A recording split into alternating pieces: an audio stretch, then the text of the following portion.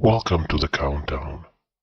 While you wait for the show to begin, try to relax, grab a drink, sit down, and just enjoy the music. Yeah. Ooh, whoa. Don't Christina it out. Okay. A little bit of bland goes a long, long way.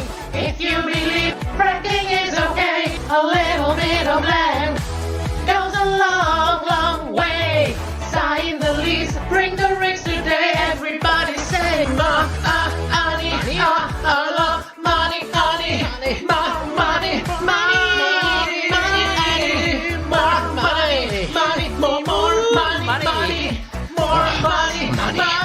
Money is my God. Money is my God. Money is my God. Money is my God.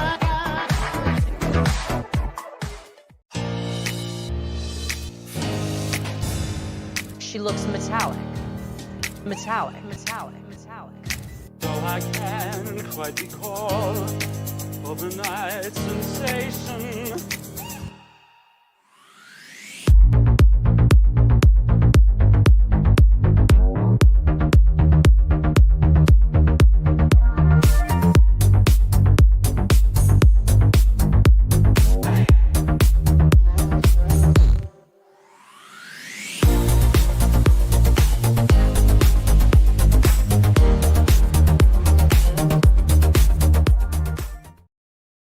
Welcome to the shop. More money. Money is my God. Oh yes, baby. Money is my God. Well, not tonight. So, welcome to the shop. Our weekly date? Appointment? I don't even know the English word because, of course, my English is fucked up as usual. But welcome! It's nice to be here all together to celebrate another episode of RuPaul's Drag Race. Let's greet the chat. Before everything else, we have Vanessa, Spiffy, Metal Ed Girl, Sen, Nora, Emily, Alexis, George, Blazing, Felicia, Mate Duff, Spicy Icy, Adria Bolta, Sing Blue Silver, Lantern, Caleb, Christos, That Allison, Pau Pau, Damien, Gregory Guerra, Dan Blink, Martina Sullivan, Luis Felipe, Orvoira, Rave, Angel M, Hector Mora, MK, Sasha, Ender 345, and everybody else that joined right now. Thank you so much for being here. It's amazing. Thank you so much for coming. Now, if you notice that we are 1 hour later, it's because of the daylight saving time again. The US is still 1 hour ahead of us. We'll be catching up next week. Next Sunday, actually. Incidentally, next Sunday I will not be here because I will be flying back home for a couple of weeks. So the next live stream will be on Saturday, next Saturday, and then we are going to skip 2 live streams because I won't be able to stream while I am back at my parents'. So we will go directly to the episode. But for now, we're here, and thank you so much for coming. Now, I read in the chat that Christos has a job interview tomorrow, and he's staying up late just to watch this. And don't do that. Don't do that. That job interview has the priority. So go to bed early. If you want to watch the live stream, you can go in the channel's playlist. All the whole live streams are listed there, and you can watch it there. Please. Give priority to what deserves priority. Now, as usual, we are going to do the review. After that, our Kiki time, and we can discuss whatever we want for however long we want to. Comments at top RPDR videos, as usual. It will be highlighted for me. I'll try to keep an eye on them while doing the review. Super chats if you want to support the channel, but that's not an obligation. Also, we have a Patreon if you would like to support. And of course, money is not the only way to support the channel. You can leave a like, subscribe, share videos, you know, all of those good things. Everything works. I am easy from that point of view, and many others, of course. Fulani, this has really felt like a shitting on Jan episode for Jasmine. They tortured Miss Thing. We're going to go through all of that. We are going to go through all of that. Jules, We found out Bosco cannot lip sync, but she's not going anywhere, and I'm not mad about it. I'm also glad Diabetes stayed. It was shocking. Bosco was shocking this episode. What did I want to say? Oh, I have another update. I am almost finished the secret mousy beach for the mousies. It will be finished next week. I still have a little bit of sanding to do with the new floor that I built for them, and then it's going to be waxing and waxing and waxing because, you know, mice pee everywhere, so you need a little bit of insulation to keep it hygienic. But I will be sharing some pictures, maybe some videos on the Discord or in the community section of the channel if you would like to see it. Air Tempest, I'm gonna live hearing you tell everyone what you told us before. Oh, you mean Jasmine? Oh my god, that chart is I'm so proud of that chart. You don't know how proud I am. Felicia, I feel like Angeria is starting to be ignored. Well, yes, that's been happening for a while now. Damien, there's a fake spoiler that Orion beat Camden in lip sync. George, Jasmine won all her lip sync. I completely agree with that. I completely agree. It was a shit show. We are going to talk about that. So let's begin. Welcome to the shop, and in this episode, a lip sync Lollapalooza, SmackDown, Eleganza, Extravaganza, Queen of Puerto Vallarta, whatever it is. We have the most rigged lip sync of all times, and yes, of course I have charts for that, and at the end, some more charts, because why not, and the speculations as usual. So, we are back in the workroom, and it's time for our last chapter in the Diabetes versus Jasmine feud. So Diabetes is pissed off. Of course, she comes in a confessional complaining that basically Georgina, Cha-Cha, and Jasmine haven't been doing that good during the competition. And they get rewarded for that by get to participating in the lip sync Lollapalooza SmackDown. So she is pretty pissed, and she's not shy about it. And she comes in a confessional saying like, no offense, but you've been like in the bottom a lot. Which kind of reminds me of Scarlett, and I am leaving already. Now, at this point, we have a confessional of Jasmine calling her out because we need to create a little bit of tension in there, talking about how the no offense thing is usually used to hide that you actually mean to be rude. I don't completely agree on that. Sometimes you can use it if you expect the other people to not react very well to your feedback.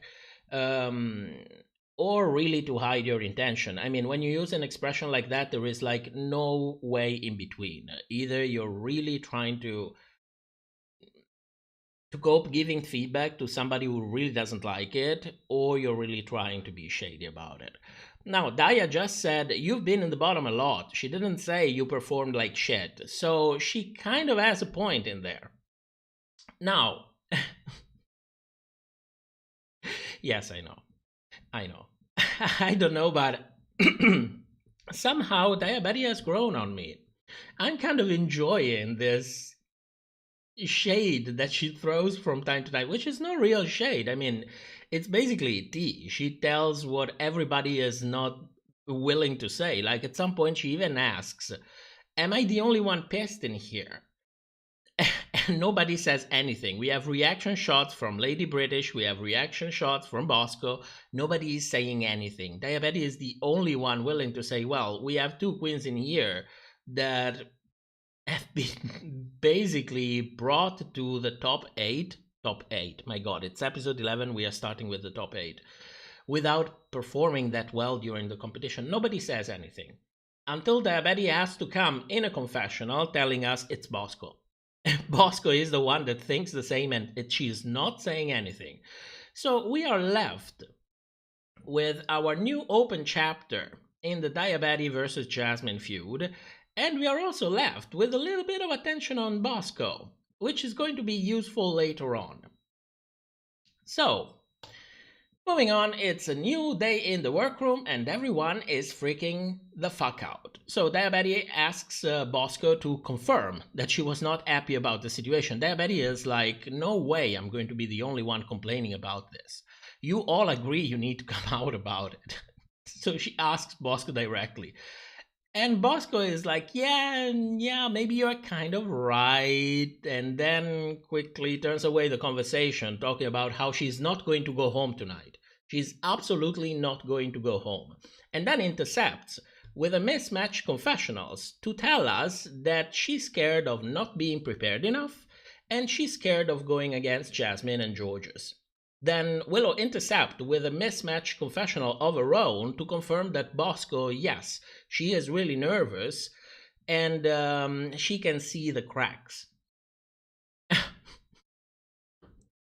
So I don't know why they had to bring queens from many different time frames in here, but my best guess is that they are kind of trying to support this narrative that Bosco is really scared, Bosco is really anxious, and this maybe sets up a kind of nice redemption arc for a kind of nice mini redemption arc for her during this episode, because I don't see any other reason why they would work so much to bring the focus on her. Then after this,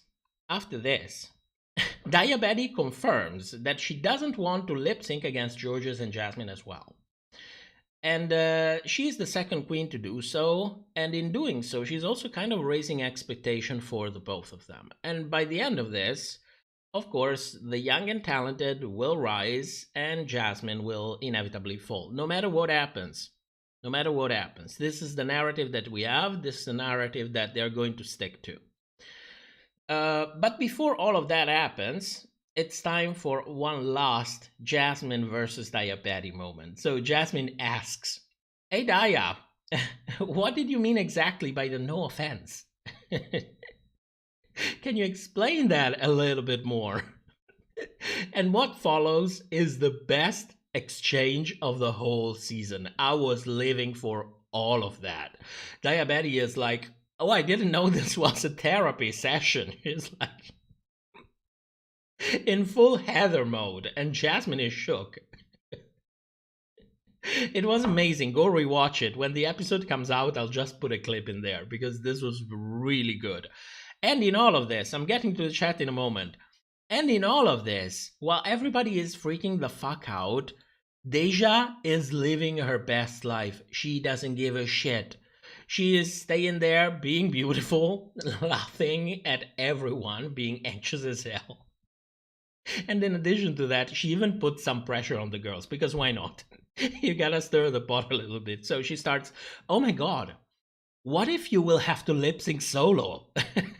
What if they bring back the eliminated queen? What's going to happen?" She even comes in a confessional saying, "Okay, you know what? Give me some popcorn. I am ready. No offense. Wink, wink."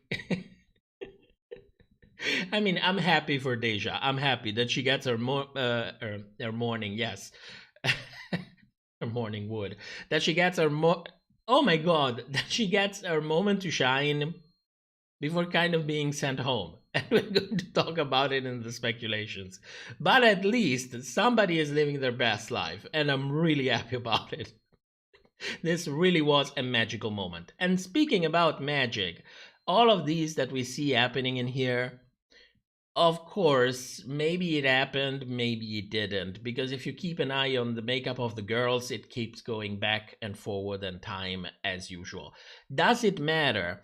Yes, it matters, but until a certain point. I will not spend time tracking it down, because when I do that, it's usually to disprove villain edits, to disprove the editors exaggerating the negative portrayal of queens, and thus exaggerating everything that happens on social media. So it has a point, it has a function. But if it's entertaining, there's really not much of a problem. Nevertheless, a shout out to Luke, who sent me this on Twitter because they noticed that George's makeup kept going back and forward in time. So props to you. Now, back to the chat, because I missed a ton of comments. Where are we? Phoenix. Also, shout out to my dad. He lives for Jasmine and teared up at the rigor of her getting screwed over Bosco born to moderate. Yeah, that was when I said the most rigged lip sync in history. That's the one that I meant. Popo, this lip sync battle is the new Sweatsicle. These girls are so horny. Luis Felipe, Daya is giving us a show. Phoenix, I think it's funny how everyone was like, screw Daya, but when Bosco lived for it, then the cast lived for it too. I think they're starting to understand that Daya Betty is not really going to get a proper villain edit. So, you know, when you are in there filming Drag Race, you kind of have to keep an eye on everybody's edit. Because if you cannot pinpoint the villain, then chances are that the villain is you. Nerdigans, Tio Sky Springer is living her best life. Damien, Cornbread is now the only cast member who has a lip synced at some point. That's right. That's right. Doors that Canada's Drag Race have opened. Watermelon, I don't understand people shitting on Bosco's lip sync skill. She did amazing in her lip sync. Her opponents did slightly better. Well, it's a matter of taste, of course. I mean, unless you fall from the stage or fall on the floor for no apparent reason, or just stay there without doing anything, you know, unless you have something like really objective, it's hard to say, well, you are objectively bad. But in our subjective judgment, I can say that most of the people around the world kind of agree that Bosco is a little bit stiff when it comes to lip syncing. Like a little bit, the smallest bit.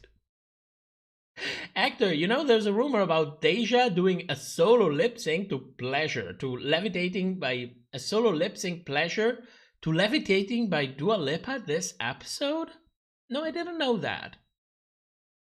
Damien, Bosco is making me question whether I am bi after seeing her in her lip sync getup. Yeah, speaking about getup, well, I'm going to talk about it in a moment. Let's move on with the review. So we are back in the main stage.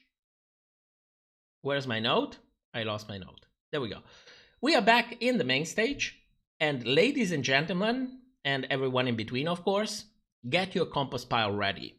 Because the hilarious Ross Matthew is here with us tonight. And thank God we don't have any critiques, because I could have lost my shit. I really could have lost my shit. No more Ross. No more Ross. He had one of the worst story arc across multiple seasons of Drag Race. He started as my favorite thing in the world, ended up being such a pain in the ass to listen to. Oh my God. I mean, I'm happy that he's getting the coins. Of course, I'm happy that he's getting the coins. But at least try, Ross, a little bit. A little bit. My compost pile doesn't need more jumpstart. Starting already. So, how does this lip sync SmackDown Lollapalooza Queen of Puerto Vallarta actually work? Well, the queens are randomly picked. We have a member of the pit crew picking a ball with the name of a queen, with the initials of a queen, actually. And that queen will get to choose the opponent. Then the opponent will get to choose the song. It's a good format. I like it. It's certainly much better than the wheel. Is it fair, though? Well, I found some interesting things in the edit. They don't definitely point to anything. But, you know, if they start messing up with the edit and teleporting things back and forth, what it usually means is that they played a little bit dirty. So I didn't have time to actually go frame by frame to call the bullshit out, but I'm going to show you a couple of things, and you can tell me what you think at that point. Daniel, Georgia's getting to choose the song was so random. Oh yes, you got to that immediately. Spicy Icy, Ross will be the judge next step. Oh my God. Phoenix, I thought we don't do three-way lip syncs anymore. I told you they're doing the individual lip sync thing to spare Gottmik. I told you. We're going to talk about Gottmik and Bosco and everybody. So, look at that. I had a slide for introducing the Lollapalooza Queen of Puerto Vallarta thing. I forgot to put it on. Because, yeah, that's me. Okay, first up, Jasmine versus Diabetes. So Jasmine gets picked. She picks Diabetes to lip sync against, which is an amazing choice because she is making everybody happy. Because that's the lip sync that we wanted to see. I mean, since the very beginning of the season, they hinted about this rivalry between Jasmine and Georges. Then we had this huge this huge storyline across different episodes of Jasmine versus Diabetes. So seeing them lip syncing together kind of brings it all together. So thanks, Jasmine, for that. Now, Diabetes gets to choose the song. And she chooses Respect by Aretha Franklin. For me, Aretha Franklin. For me, that's a great choice because Diabetes is basically playing to her strength. The edit in the lip sync is honest for me. And both of the girls are trying to do the best they can. But there are some things that I really didn't like about this lip sync. I didn't like that Daya was constantly stepping in front of Jasmine. This is not the first time in this season that we see something like this happening. For me, it's incredibly annoying. And on Jasmine's side, I didn't really like the fact that she was doing so many splits. I mean, it splits, dips, jump, spins into a split. I mean, yes, it's impressive, but this is Aretha Franklin. Why do I keep saying Aretha Franklin? I don't know. But this is Aretha Franklin. You don't do that. You don't do that. So while I was watching this, I had kind of major flashback from season 4. Do you remember season 4? Latrice versus Kenya Michaels? Yeah, that's what I was thinking about. So who won this? Well, for me, in a way, it's kind of a less of two evils. I'm not very satisfied with both of them. But to me, Diabetes was the most forgivable because you don't split to an Aretha Franklin song. You don't do that. You just don't do it. It's like removing your wig. You're just giving up like that. So yes, Jasmine was working the stage, but she was working it in the wrong way for me. Bonus clip, of course, we have Ross' reaction to Diabetes. I don't know if you can see it, but his face is basically telling you, I'm receiving a coffee enema right now, and I am enjoying the shit out of it. Where is it? Here we go. Do you see Ross? Look how happy he is. It's like, oh yes, this is good. Go deeper. Go deeper. Make it a double coffee. I am enjoying it. Her Tempest. Remember Candice, Alien, Judy literally showed Latrice versus Kenya in a ranking of the sick lip syncs. Candice Alien? No, I don't remember that. Gregory, Aretha Franklin is such a great drag name. Fulani, I'm glad you brought up season 4. I rewatched and have questions to bring up. Okay, we can talk about it in the after show. Okay, moving on. After this, we have Willow versus Bosco. So Willow gets randomly picked and she chooses Bosco. She chooses Bosco's because she's like, you know what? I would like a specific song. So since I'm not going to get it, then I'm going to choose the queen who I think will be the most likely to actually choose that song. And she is incredibly lucky because not only Bosco managed to choose the song that she wanted, she's also the worst lip syncer in the whole bunch. So it's going to be a murder on stage.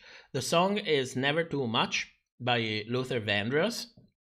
And Willow is killing everybody on that stage. She's embodying the song. She's doing incredibly well. And while she is doing all of her things, Bosco is running around, showing some cranky moves that somehow are supposed to be sexy and seductive, but to me, frankly, they only look stiff and out of place. I don't see the connection with the song. I don't see how her body, the moves that she does, have a significance within the song. She looks like she has no idea what she's doing. You know, at times you really see her stopping for a moment as if she's thinking, okay, which move am I going to do next? It's bad. It really looks bad. It looks desperate at best and deranged at worst. I was shocked by Bosco's performance. I wasn't expecting that. I wasn't expecting it to be so bad. It was lackluster. It was incredibly lackluster. It's Gottmik all over again. It's Gottmik all over again. The only thing that I'm left thinking is she going to God Crunch at some point or not? If you don't know the definition of God Crunch is that crunchy ass lip sync that Gottmik had the nerve to do twice in season 13. Thanks Phoenix Rising or Amateur Season for the definition. I don't remember who actually was. But no, Bosco is not going to God Crunch. Not yet. That is for the second lip sync. So, and while all of this is happening, and this could be because I was already thinking about the season 4 lip sync from before, but I had again major flashback from season 4. Do you remember the This Could Be lip sync, the Princess versus the Ritz? This looks exactly the same. It's like Bosco is the equivalent of the princess. They're being murdered on stage and they have absolutely no idea of what's happening. It's like they're confident, they are feeling their oats on screen, they have no idea. They're being murdered on national television. That's the delusional confidence that I like to see on this show. I mean, at least it's entertaining. At least it's entertaining. So by the end of this, Willow wins, of course, and Bosco will have to lip sync again.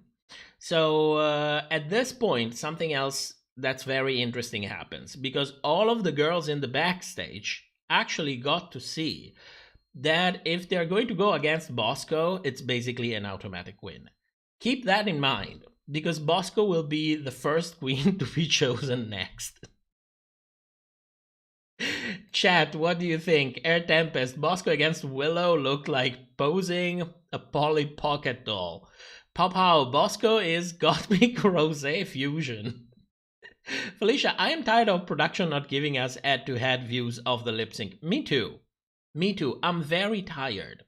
That's why I started reviewing them. Like properly reviewing them with charts. This is something that it's going to stay on this channel. Luis Felipe, they better let Bosco away from the bottom if they want to see her in the finale. I absolutely agree on that. We'll go to the speculation next, but I can tell you already, she is one of my 2 predictions from the gold bar at this point, because she cannot lip sync. There is no way she's going to lip sync again and we don't see the same level of rigory to save her. It's that bad. It's just that bad. Cashmere Kitty, Willow versus Bosco gave me Jiggly versus Alyssa Summer. Oh, come on. Willow was sexy. I mean, Jiggly was motivated in her lip sync. There is no doubt about that. She brought everything to that stage. But she didn't give you the essence of sex. Not the way Willow did. Eric, do you like the song options they purchased? I like that you chose the word purchased. I am not complaining. I am not complaining. They all fit the format pretty well. They are not like a punch in the face. I was surprised that they chose so many upbeat songs. I was expecting like maybe a couple of ballads, you know, something slow, something where the queens can actually emote. But we didn't get that, probably because Georgia's wasn't there. Metalhead Girl, Willow turned me on and I'm a straight woman. I can relate. I mean, I'm not a straight woman, but I can kind of relate to that. Air Tempest, do you think this was a test to see who should get the gold bar and ensure Jasmine gets embarrassed to effectively kill 2 birds with 1 stone? I think it would have been a great idea to catch many birds in 1 stone with 1 stone, because also don't forget, since we're having a lip sync Lollapalooza Queen of Puerto Vallarta SmackDown Eleganza, we also have one more episode because during the Snatch Game, nobody went home. So they're catching many birds with one stone. And that's a very smart thing to do. I will give them that. You know that I'm always ready to shit on World of Wonder, but when it comes to recognize the good things that they do, I have no problem admitting that. It was a very smart choice. Now let's have a little bit of liquid energy. And then we go on. Who's bringing up penetration?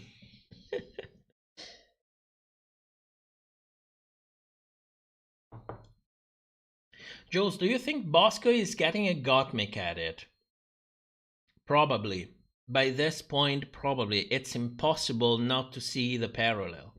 The fashion-forward queen who somehow gets a little bit of a push through the competition and cannot lip-sync for shit.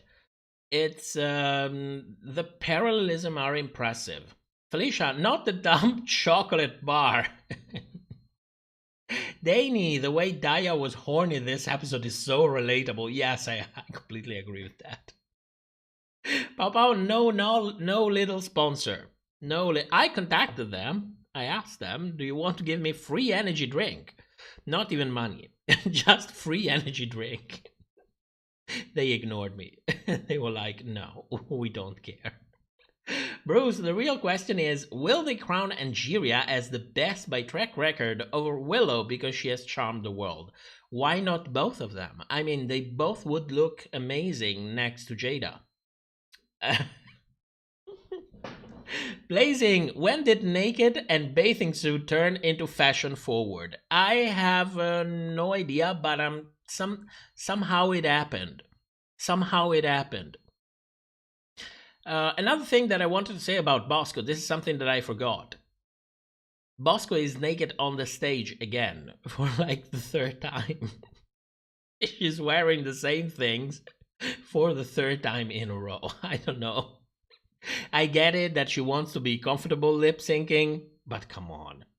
Come on, it's like some of the accessories are exactly the same. She looks exactly the same. Come on, Bosco. Mario would have laid for Jasmine having the gold plastic thing. Me too, but it was not going to happen. After all the effort that they used to kind of eliminate her, it wouldn't have made any sense. So, let's move on to our third Lip Sync SmackDown. And this time we have Georgina Chacha versus Angeria versus Lady British. The song is chosen by Georgina, actually. She goes for, what's the song of this? Radio? Yeah, it was Radio. She goes for Radio by Beyonce instead of J-Lo, which was an interesting choice. And later on, I'm going to show you something about the fact that Georges was the queen who got to choose the song, and it's going to be interesting. Nevertheless, she gets randomly picked to choose the song, and she chooses Radio. Apparently, she likes a challenge, and in a way, I respect the hell out of that, because she could have gone for the easy choice, but she didn't. Now, Angeria is doing her best, but Georges, next to Georges, she's outdancing her. There is no going around it. Lady British also knows that she has no chance to ever outdance both Angeria and Georges, so she kind of tries to stand out by taking the campy approach, but to me it's dead on arrival. There is not much competition on that stage. Georgina is basically murdering everyone. End of the story. Period. So she wins and she's safe. The goddess and the British lady kinda will have to lip sync again in the next round for the lip sync number 4. And now that we get to the lip sync number 4, something interesting happens because we see the footage to the left. We have our pit crew guy choosing a ball. There are 4 queens of stage. It's the round 2 lip syncs. We have Lady, Angeria, Jasmine, and Bosco waiting to know who is going to lip sync against who. But in the basket, there are 3 balls, not 4. And if you look back to round 1, the lip sync that we saw before, The basket has 4 balls in there, but there were 3 queens on stage. So what the hell is going on? Why did they swap the 2 footage? I don't know. I don't get it. It makes no sense. Maybe it's just a simple error. Maybe in editing they fucked it up. You know that they are producing 1,000 different iteration of Drag Race, so maybe they are just freaking the fuck out. It can be. It can also be that they completely rigged the shit out of it because they wanted Georges to be absolutely sure she would have the right to choose the song that she wanted, and in the end she didn't even do that. And then they absolutely wanted to have Lady Camden choose who was she going to lip sync against. Why, you ask? Well, that's important because we know that Lady British would have never ever chosen Jasmine. She is smart. She would have picked virtually anybody else. Maybe Angeria, maybe Bosco, most probably Bosco because she saw her lip syncing. But one thing is for sure, she would not pick Jasmine, which means that of the 2 lip syncs that are left, and yes, Angeria, Jasmine will be the only bitch who will be forced to lip sync twice in a row without any pause. And this is great, because by the end of the episode, Jasmine will have to go home. And somehow they will have to make her look as if she lost the lip sync. So if she arrives at the last lip sync completely destroyed, that's a very good thing. So, Lady Camden, yes. Lady British gets randomly picked, and RuPaul is like, so, Lady British, who you're going to pick? Bosco. I'm going to lip sync against Bosco. It's like, in my fantasy, RuPaul doesn't even have a chance to finish the sentence. Because Lady British is like, I choose Bosco. I choose Bosco. She reminds me, do you remember that episode where they were assigning roles and Diabetes was like, what was it? The Bad Boy? It was Bad Boy, the song? Diabetes was like, I want Bad Boy. I want Bad Boy. And other people were even talking about other things. Like you had Jasmine saying, well, I just had diarrhea in the toilet. And Diabetes intercepted, I want Bad Boy. That's how bad it was. So we're going to edit this in, of course. Of course. So, where am I? Oh, this is something else that I forgot to add. Then I will have to edit. Sorry. I confused a couple of things. After we get the shot of the balls to the left, the one with 3 balls instead of 4, then the camera comes back and the thing that we see are, again, 3 balls in there and the guy picking Lady Camden's ball. Why the hell does it feel so dirty to say this? I don't know. So, it's kind of suspicious when you look at the position of the balls once the whole roller thing has finished rolling. I mean, look at the one to the right, the one that actually has 4 balls in there. They are even in different positions. I don't know if you can see it, the difference, but they are all in different positions. So I have no idea what happened in here. I need to go frame by frame and actually find out what the fuck was happened. But I can tell you one thing. If it was honest, we wouldn't have so many different shots. We wouldn't have so many different editing before, after, 3 balls, 4 balls. We wouldn't have all of that. We just would have a camera depicting the whole stage and the guy on the left. We would see basically everything and the random picks, just like we see at any kind of bingo show. So that's it. That's basically it. Blazing, yes, I will stop talking about balls. Let's go to the lip sync. The assassination of Bosco by Lady British. So, Lady British is doing kind of okay for me. I am not blown away, but she's doing okay. She's trying her best to embody the song, and it's actually working pretty well. I am not really sold on the sexy side of Lady British. I don't know. It might be the chin. Oh my god, this sounds so rude.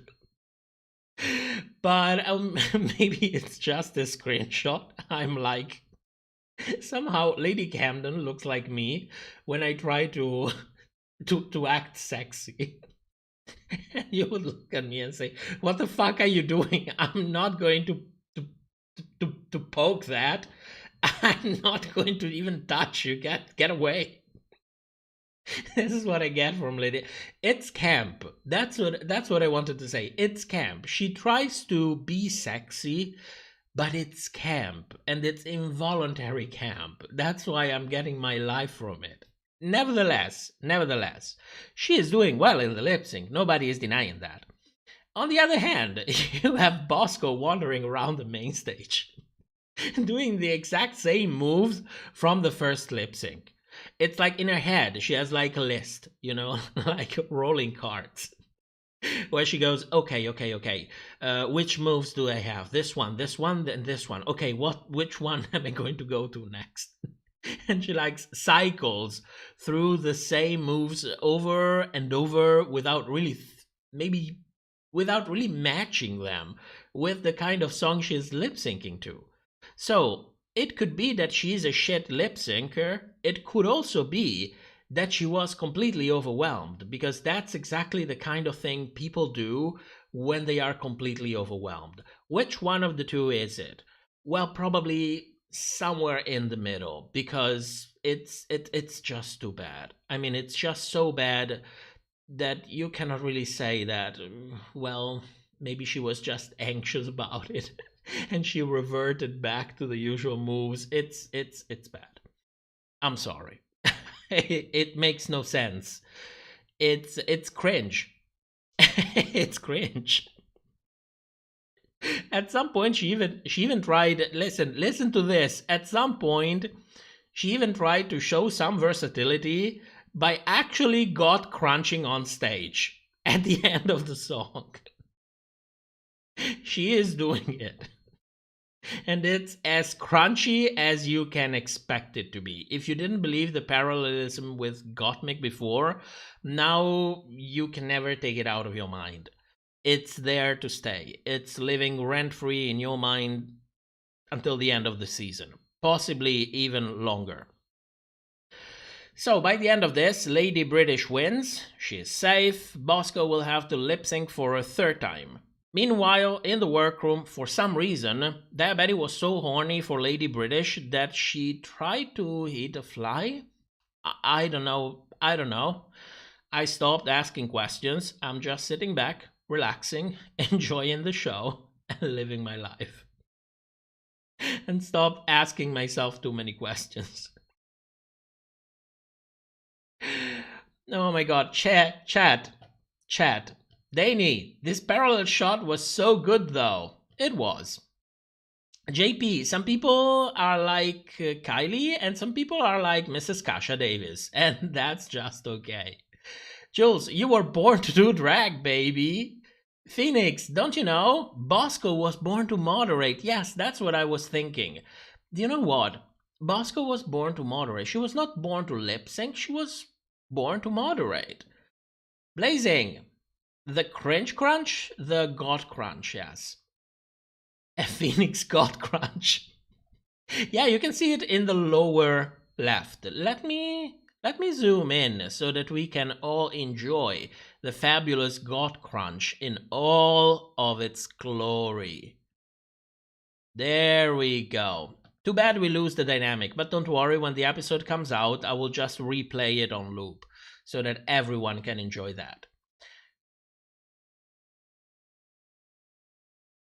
Air Tempest, your reaction to the Godsplat Bosco did at the end of this lip sync sent me. Romance conspiracy theory. Willow was always going to win her first lip sync because the producers would worry she wouldn't be able to do a second due to her illness. I think she can handle a couple of performances. Yeah. There is a huge possibility that her illness can create some difficulties. But also don't forget, it mostly affects fine motor movements. So as long as she is dancing without running from back and forth on the stage and doing a ton of stunts, I think she's perfectly able to do a couple of performances. But yeah, I kind of tend to believe the same that you think. They probably tried to give her a chance to actually win the first lip sync no matter what. It's curious that she chose Bosco. That was really curious and gaggy. Because by that point, there was a target behind Bosco. And everybody was like, please, let me be the first one to be chosen so that I can lip sync against Bosco and call it a day. I'm sorry, this is still a competition, at least for these queens. This is still a competition. So it was Lady British, and Lady British was like, I choose Bosco. I choose Bosco. Ain't nobody take that. She's mine.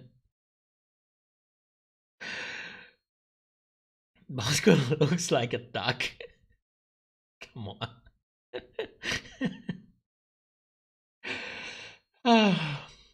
Ferret Fur, do you watch The Pit Stop? No, I don't watch anything World of Wonder because even though from time to time you have some gaggy moments with the guests, it's mostly...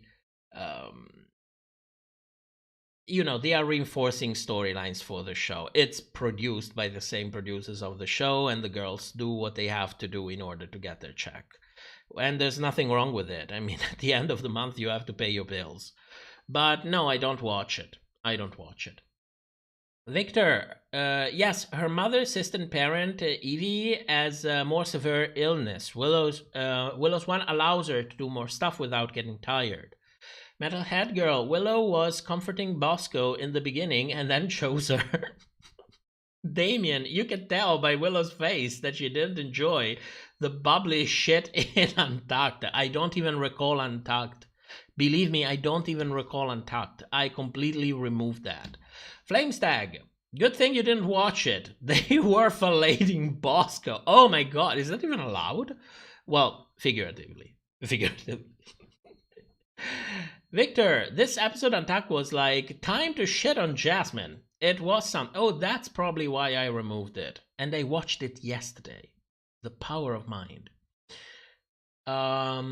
Monet and Silky thought Bosco wants the... Oh, yeah, sure. Do you see when I tell you they're there to push narratives? I mean, yes, lip sync is still a subjective thing, absolutely. But as subjective as it can be, when you have 90% of the people saying, no way, Bosco won that, it kind of means something, don't you think?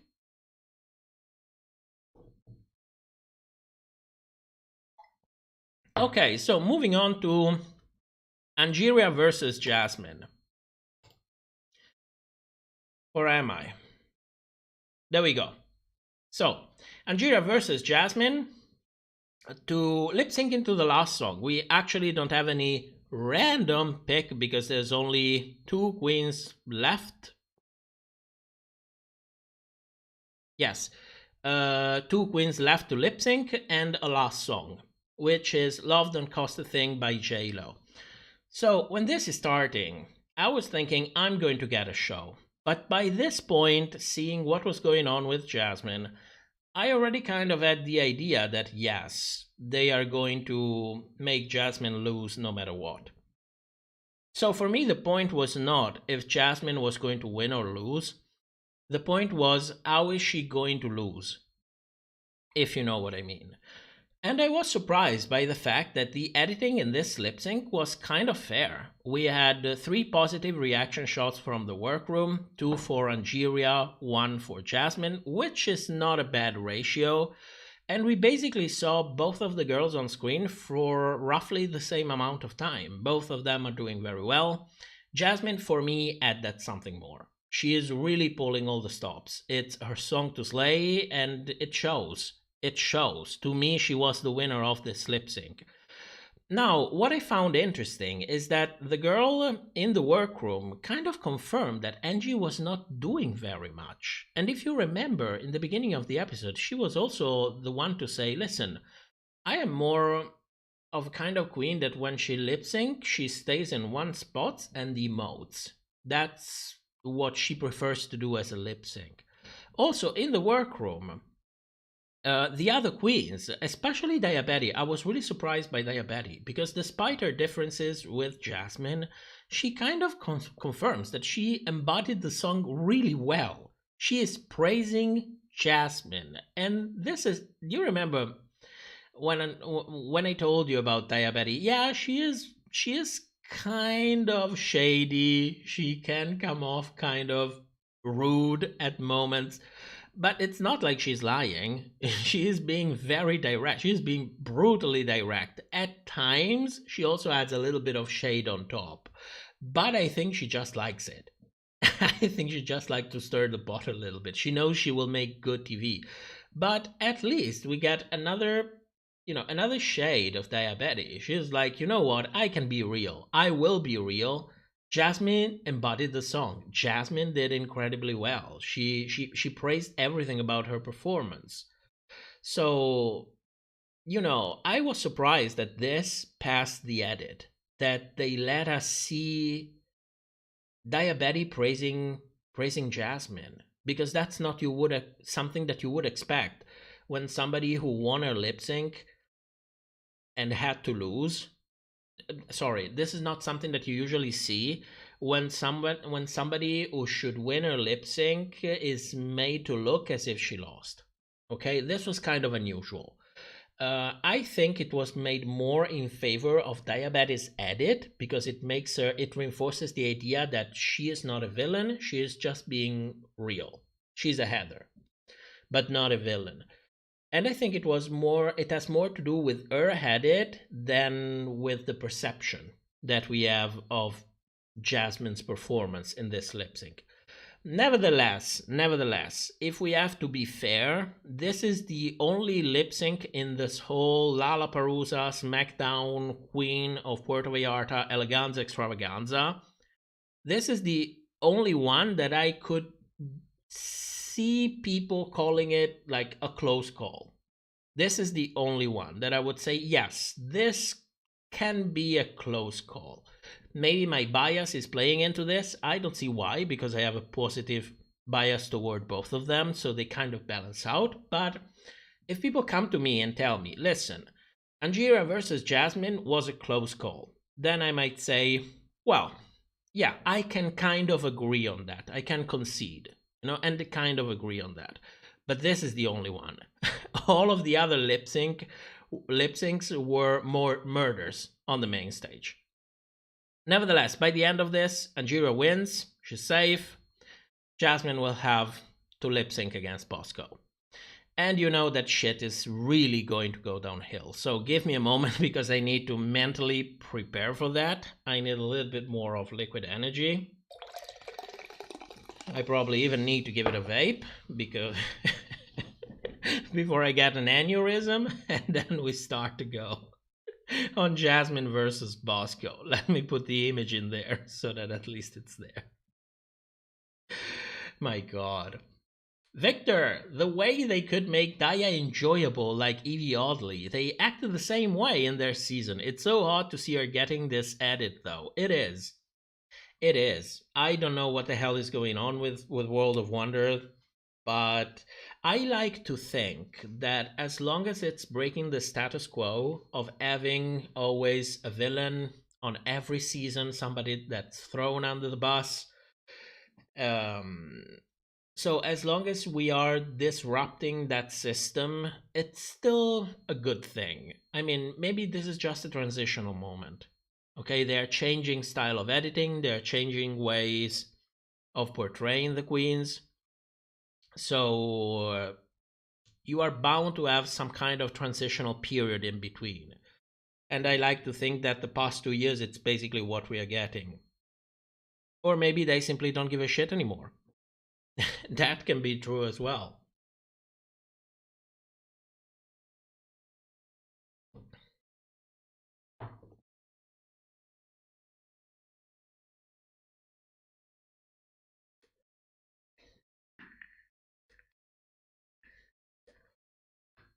Okay. Chat. Jules, thank God Daya wasn't on season 13. She would have been edited to filth. She might have also made the season more interesting, more cohesive in a way. Because as shady as she can be, there is kind of a cohesive power in the way she interacts with everyone. JP, they could just send Bosco and boom, pop the plastic to her. Jasmine did so much better, but get why she goes home. The track record wasn't the best. Yes, not only the track record wasn't the best, but also Jasmine is the second candidate for the young and talented, and we already know who the young and talented is. She has to get out. Period. D15, I didn't understand the Luther Vandross song, and I did not like I was feeling like sleeping. But in any case, Bosco was having a cerebral aneurysm. Daniel Harris, what if Angie lost, and then it would have been a double sachet, Bosco and Angie? No, don't even say that, no. It's never going to happen. Angeria is one of the two winners of the season, period. Period. Period. Damien, Silky named Deja as the best lip syncer of the season. Maybe Silky's in financial trouble and she was working for the money. I mean, it's World of Wonder. That's who they are working for. That's the narratives that they're going to push. So I'm telling you, I don't watch anything World of Wonder on YouTube. I would literally watch anything else but World of Wonder, even Butterface. And I said it all. So let's move on to this lip sync.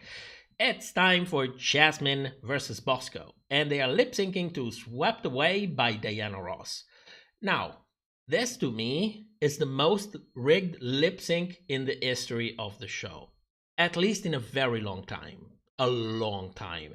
It's even worse than the Carrie versus Alyssa, and I think that premise already gives you an idea of what's going on in here. So we know that Jasmine is already starting at a disadvantage because she is lip syncing immediately after her lip sync against Angeria. You can even see the sweat still on her face. It's literally back to back. Now, I don't have the image. I will edit it in the episode as usual. Please forgive me. The lives are kind of put together however they come. Nevertheless, Jasmine is doing great. She is completely adapting to the song. She's working the whole stage. She is effortless. Despite the fact that she's probably destroyed, Jasmine is effortless, and it's entertaining to watch. Bosco, on the other hand, she's kind of lying there trying to be sexy for the third time in a row, and by pure coincidence, this time it actually goes well with the song. But I mean, there is really no comparison between the two. In order for Bosco to win this one, they had to rig the shit out of this lip sync. And, apart from the usual teleporting, and there's a ton of that, which is a staple of Drag Race, the camera is completely in favor of Bosco. How much in favor, you ask? Well, I created a chart, which is not the complete chart, which is not the complete chart. I will make a separate video about that to get it more in depth. And maybe, as usual, when I do more in depth things, maybe other people will start taking that approach and start using it when reviewing lip syncs, because we definitely need more of this. But Bosco is shown for the vast majority of the time. Whenever both of the queens are on screen, for example, which doesn't really happen very often, Bosco is almost always on the foreground. Jasmine is almost always in the background. Now, this particular camera angle is an interesting one because it's kind of a visual trick. It's used to convey the idea that one queen is doing better than the other. So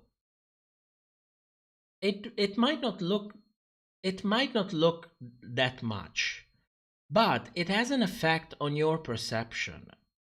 Now, maybe some people might think, well, listen, Bosco just happened to be in that area of the stage where they have a camera, and that's why she was most of the time in the foreground, while Jasmine was in the background. And that would be a legitimate explanation. The problem is, when it's Jasmine on the other side of the stage, we never get that camera angle. We get a full front. So on top of that, when we count the solo time, Bosco has the majority of the solo time as well. When we count the positive reaction shots, Bosco has 14 positive reaction shots. Jasmine has 3. So when you adjust the time, because what the graph that you see is not real time, it's adjusted time that takes into account also the perception that you get by the force perspective of one queen in the foreground and one queen in the background. So when you take that into account, Bosco was basically in your face all of the time. Jasmine completely disappeared. Now, since this is the live stream, I also prepared something interesting for you because I didn't have time to edit it. It will be in the video, but I want to show you this. I don't know if you can see it. This is my editing software. Okay, this part that you see here, this is Jasmine's solo time. This is Bosco's solo time. And you can see already that Bosco is at a clear advantage. This is the time where both queens are in the foreground. I don't know if you can see the camera, even in this shot it's kind of leaning a little bit more toward Bosco, but it's basically an equal time for both of them. So this is the time when we see both of the queens on stage. This is the kind of camera angle that we would love to see for all of the lip syncs, and we never get, because it's like less than a third of the total time. This here, on the other hand, this is the time when we see one queen in the foreground, another queen in the background. Now look at that. This is Jasmine. This is Bosco.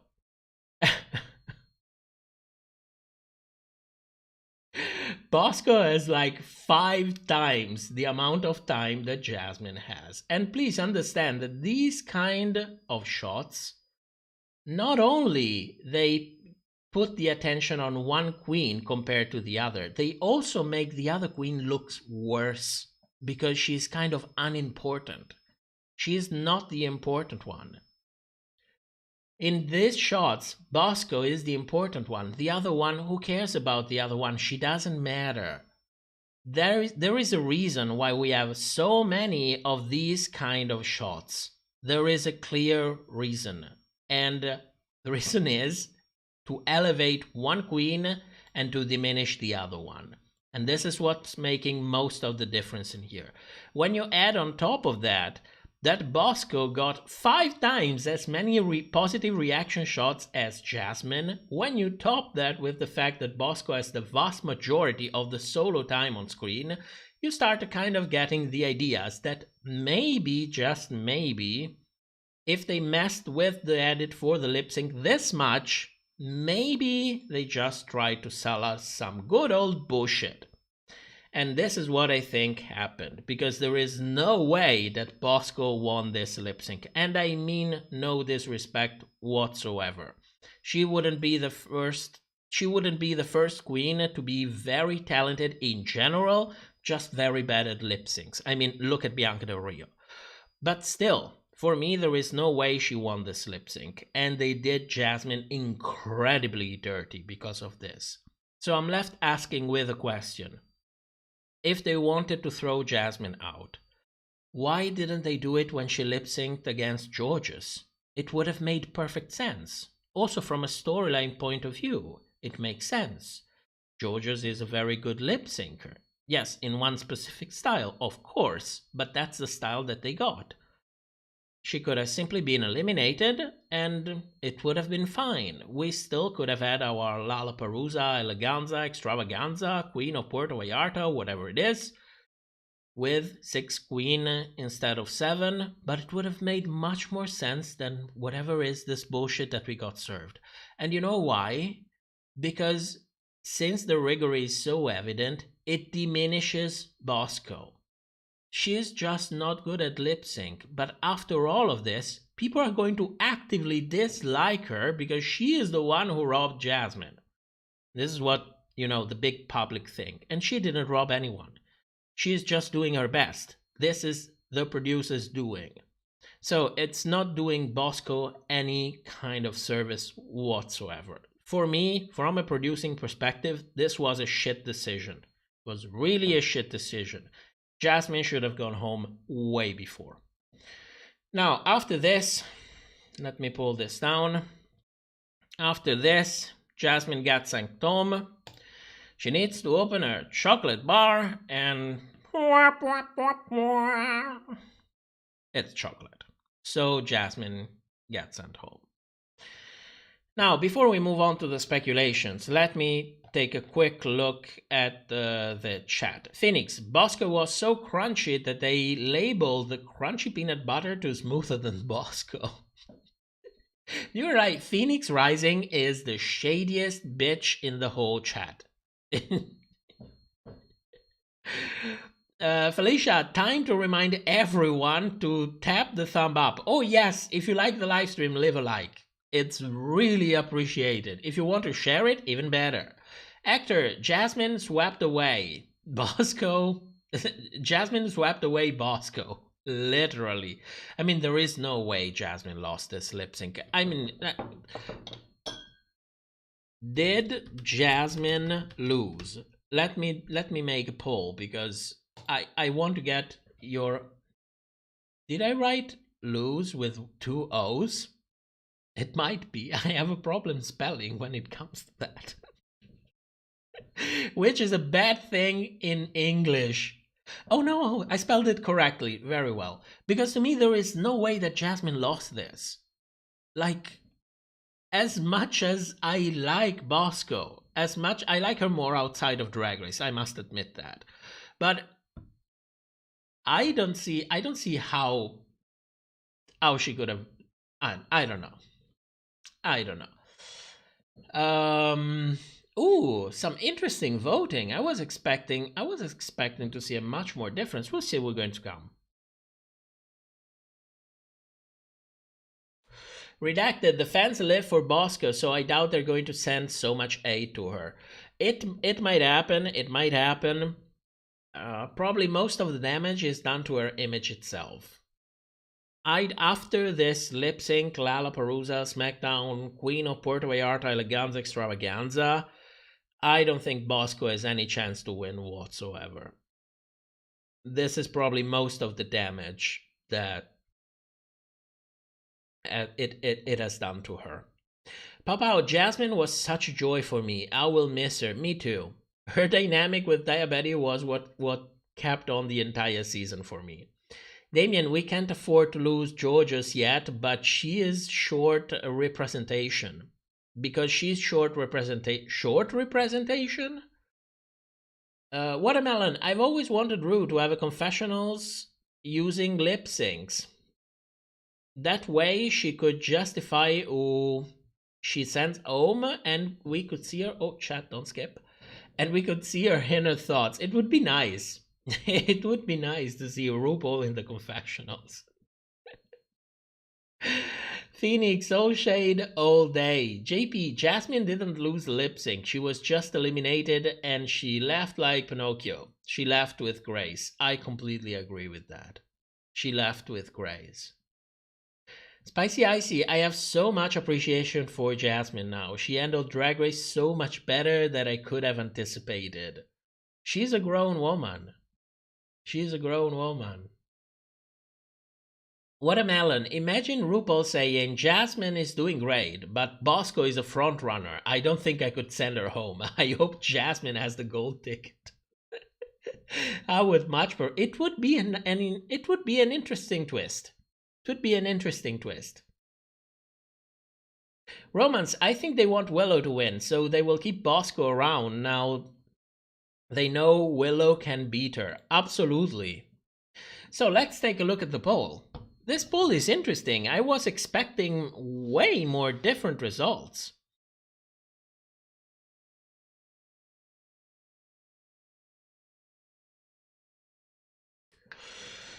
So, did Jasmine lose? 158 votes and 60% thought no. I thought that percentage would have been much higher. So 4 out of 10 of you actually fell for the edit. No, I'm just shitting. I'm just shitting with you. It's a matter of opinion. Everyone has the right to have one. Don't worry, don't worry. We can always agree to disagree. To me, Jasmine absolutely killed this one. JP, we had the reverse Dela versus the Rianne.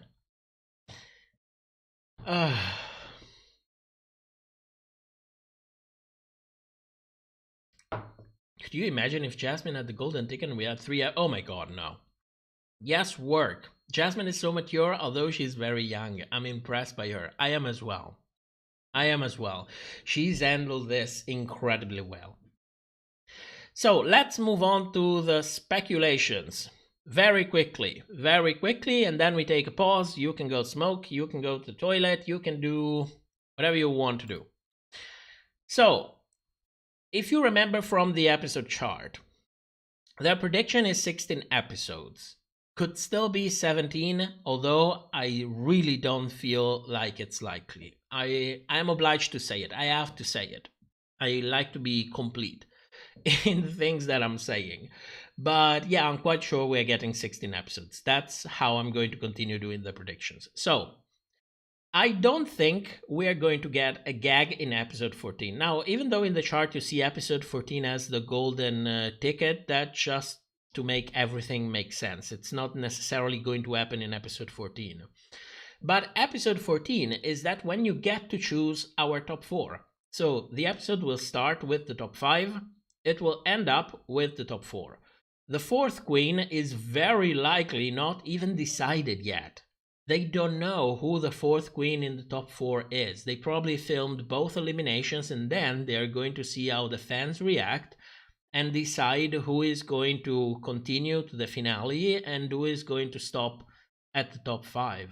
So that episode by itself, episode 14, already has enough shock value by itself. It's stupid to bring in a double elimination or the chocolate bar in episode 14. It's a waste of shock value, if you ask me. The smart thing to do would be to ratio those 3 gaggy moments, because we have basically 3 competitive episodes left and 3 different gaggy moments. So it would make perfect sense from a producer's perspective to ratio the shock value, 1 for every episode. It's really a waste for me to have 2 or even 3 all in the same episodes. It would make no sense. So for me, next episode, episode 12, it's either going to be a double elimination or a chocolate bar. Then the episode after, episode 13, either the double elimination or the chocolate bar. And episode 14, the actual top 4, featuring the top 5 and by the end of it, the proper top 4. So, what's going to happen next episode, episode 12?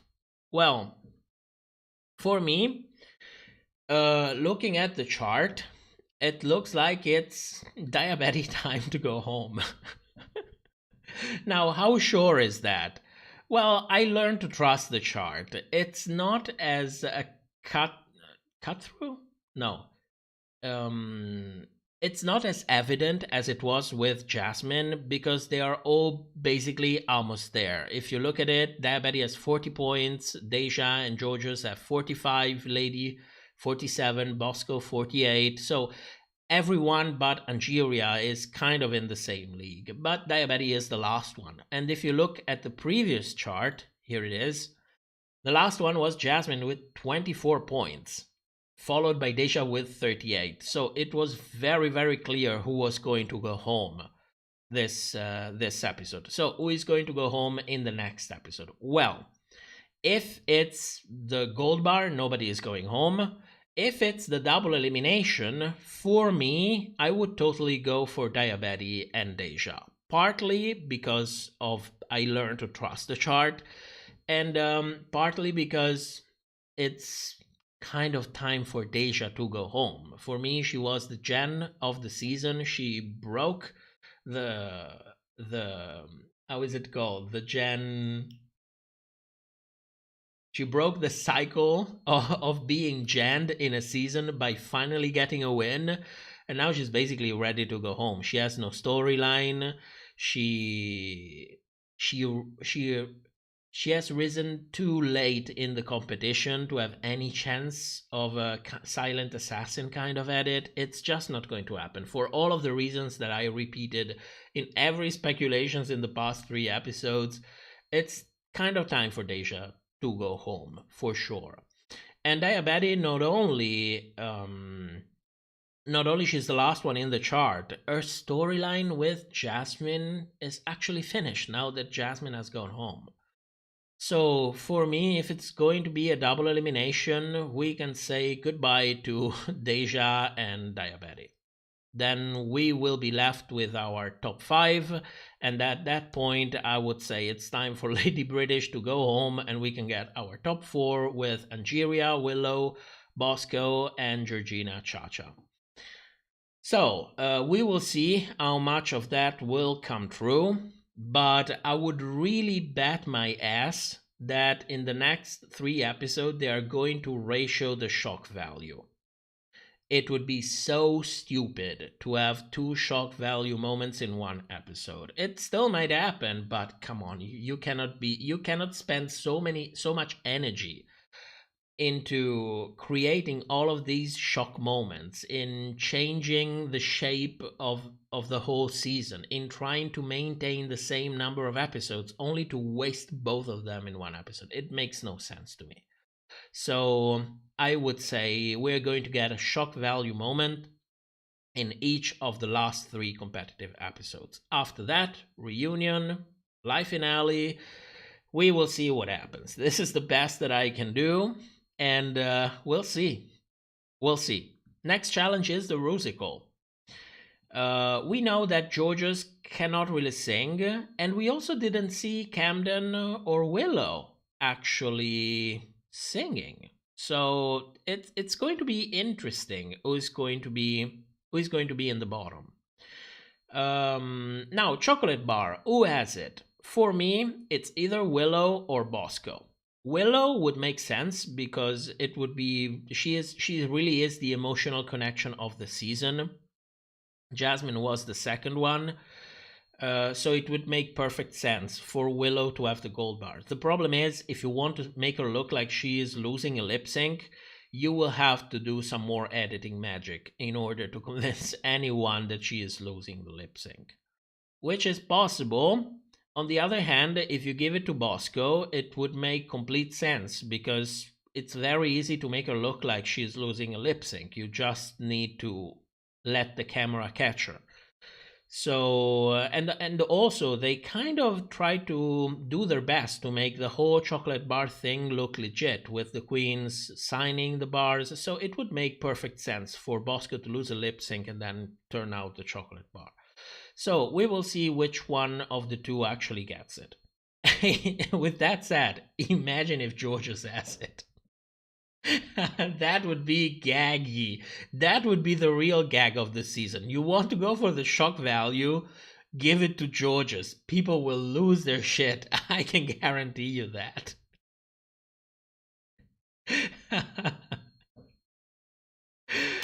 Okay. We are done for this review.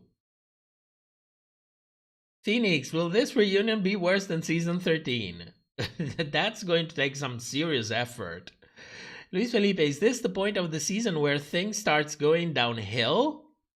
Well, when were they not going downhill? I mean, this season was still better than season 13. It was kind of lackluster. I don't know.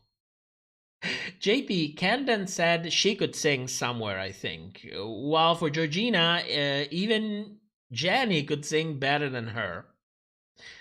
Sarah, let's have a poll on who has the gold bar. I cannot make it because YouTube doesn't allow me to make polls with more than 5 options. And we are left with 7 queens. So I would be forced to leave two of them out. Yeah, I know it's really stupid, but what can I do? This is what they do in here. This is also when I do polls, like in the community section of the channel. I always have at most 5 options because I cannot add more than that. Yes, work. I think Georgia herself would laugh if she gets the golden ticket. I think she would even excuse herself. She would be like, I'm sorry, I'm really sorry. Lantern, did Daya receive a mirror moment yet? No. Did I forget to tell you about the mirror moments? Sorry. Where are my notes? Wait a second. I need to open them again because I don't recall exactly. There we go. So, mirror moments until now. Willow had 2 mirror moments, which for me are character development.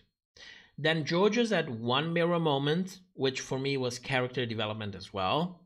Lady Camden had 2 mirror moments, 2 mini mirror moments. I don't know how to classify those because it's actually rare to see them. I think Lady was the first one to add. Normally I wouldn't even count it, but since it happened twice, I wrote it in there. And this is character development as well. Incidentally, it came in the same episodes where we started learning things like, oh my god, you're so shy, you're so introverted, you're so this and you're so that. The only thing that we have close to a go-home mirror moment is Deja with a workroom moment. Do you remember when RuPaul came and said, okay, so what are you going to do for this challenge? And Deja opened up for like 2 minutes. And then RuPaul interrupted her and by asking everybody else, okay, have you ever been to DragCon? Yeah. Have you ever been to DragCon? It was that moment. So she is the closest one to have a proper sending home mirror moment, but it's not really a mirror moment because it didn't happen in front of the mirror. If that will start to count as a mirror moment, we can only wait and see. Normally, I would say no. That's why it's very difficult to make a prediction for who is going to go home next. It's going to be really hard. I'm telling you, I'm probably going to bomb it. But we'll see. We'll see what happens. Okay, let's take a little bit of a pause. Let's go vape a little bit, get something to eat, go smoke, go to the toilet, go to do whatever you want to do. And after that, we will have our kiki time and discuss whatever you would like to discuss. So see you in a moment.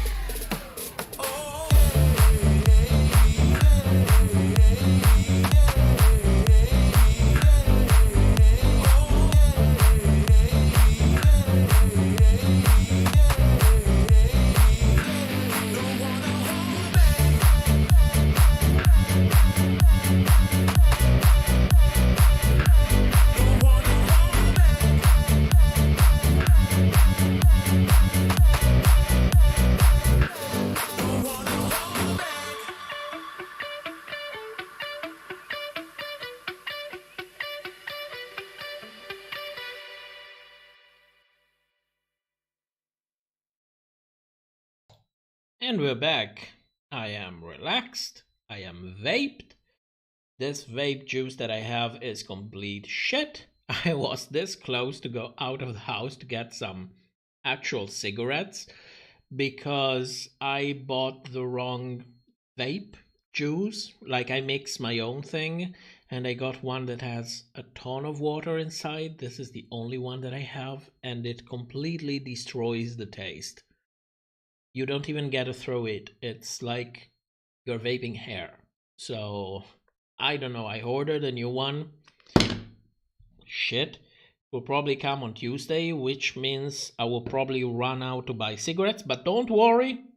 Don't worry about that. I can quit them. This new method for quitting smoking allowed me to smoke the random 1 or 2 cigarettes without falling into the smoking habit again. If you remember when everything went on with Spotty and everything else, I actually ran out and bought a package of cigarettes. And that was a couple of months ago. So after that was over, I continued being a vaping douchebag. I didn't pick up the habit again, but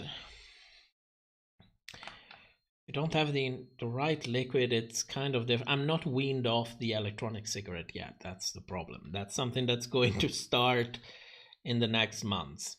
So, chat, what are we talking about?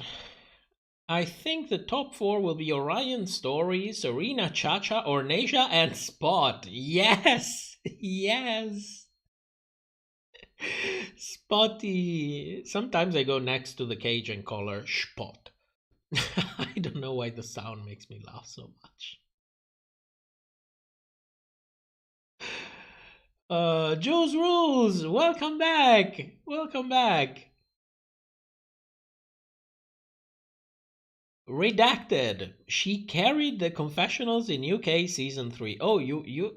Oh yes, I always forget that there are people who actually watched UK season 3.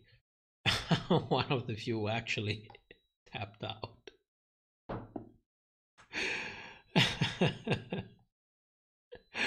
Oh shit. Emily, I want Angeria or Willow to win. I can tell you they would both look amazing next to Jada.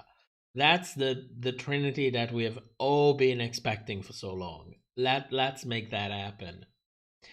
JP, we were talking about how Choriza shouldn't have been in the bottom in the Snatch game for UK Season 3. Oh my god. Oh my god. I tapped out episode 3, I think? 3, yes. Of UK Season 3. And then the Snatch Game episode actually happened, so I watched it. Not all of it. I watched the Snatch Game, the Cryptiques, and the Livestream, because it was when there was the double elimination. And do you remember Scarlett?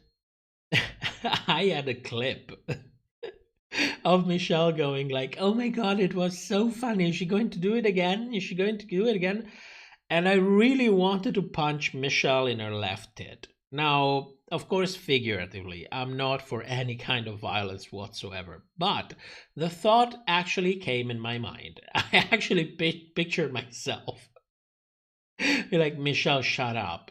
You cannot sell out yourself so badly. At least put some effort in it. But whatever. Whatever.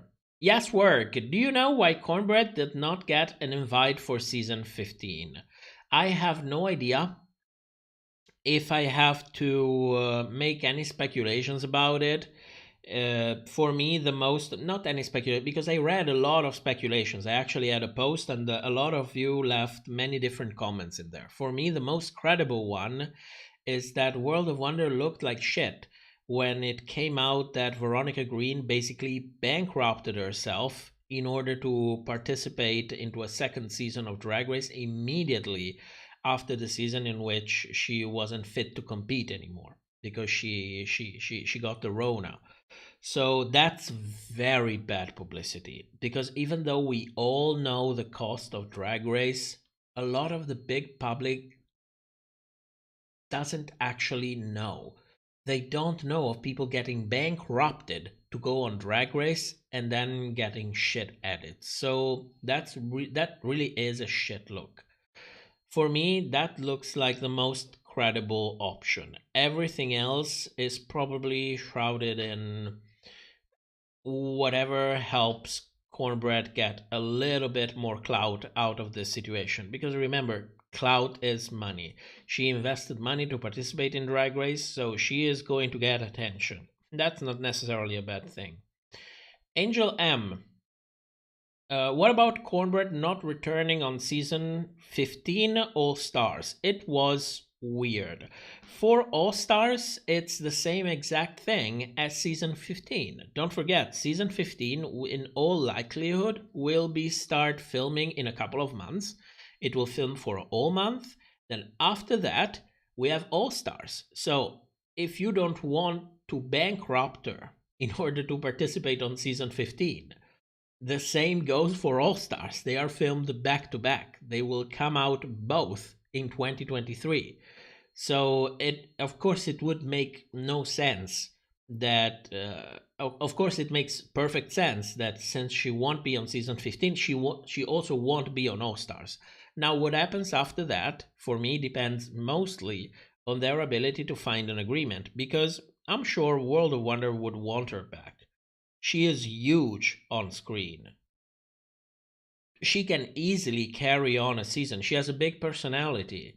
And that is something that we desperately need on Drag Race, because a lot of queens are kind of scared to come out of their shells a little bit too much, because you never know how they're going to be depicted. This is also one of the reasons why Diabetes is so refreshing to see on screen, because she's unhinged. She's like, listen, not trying to be excessively shady, but this is what I see and I'm going to talk about it. And it's refreshing to see, because all of the queens usually tiptoe around things, especially in season 13. Season 13 was extreme. JP, Ella and Kitty did so good in the Snatch Game. I don't remember that, but I do remember Scarlett's performance. It was really bad. It was really bad.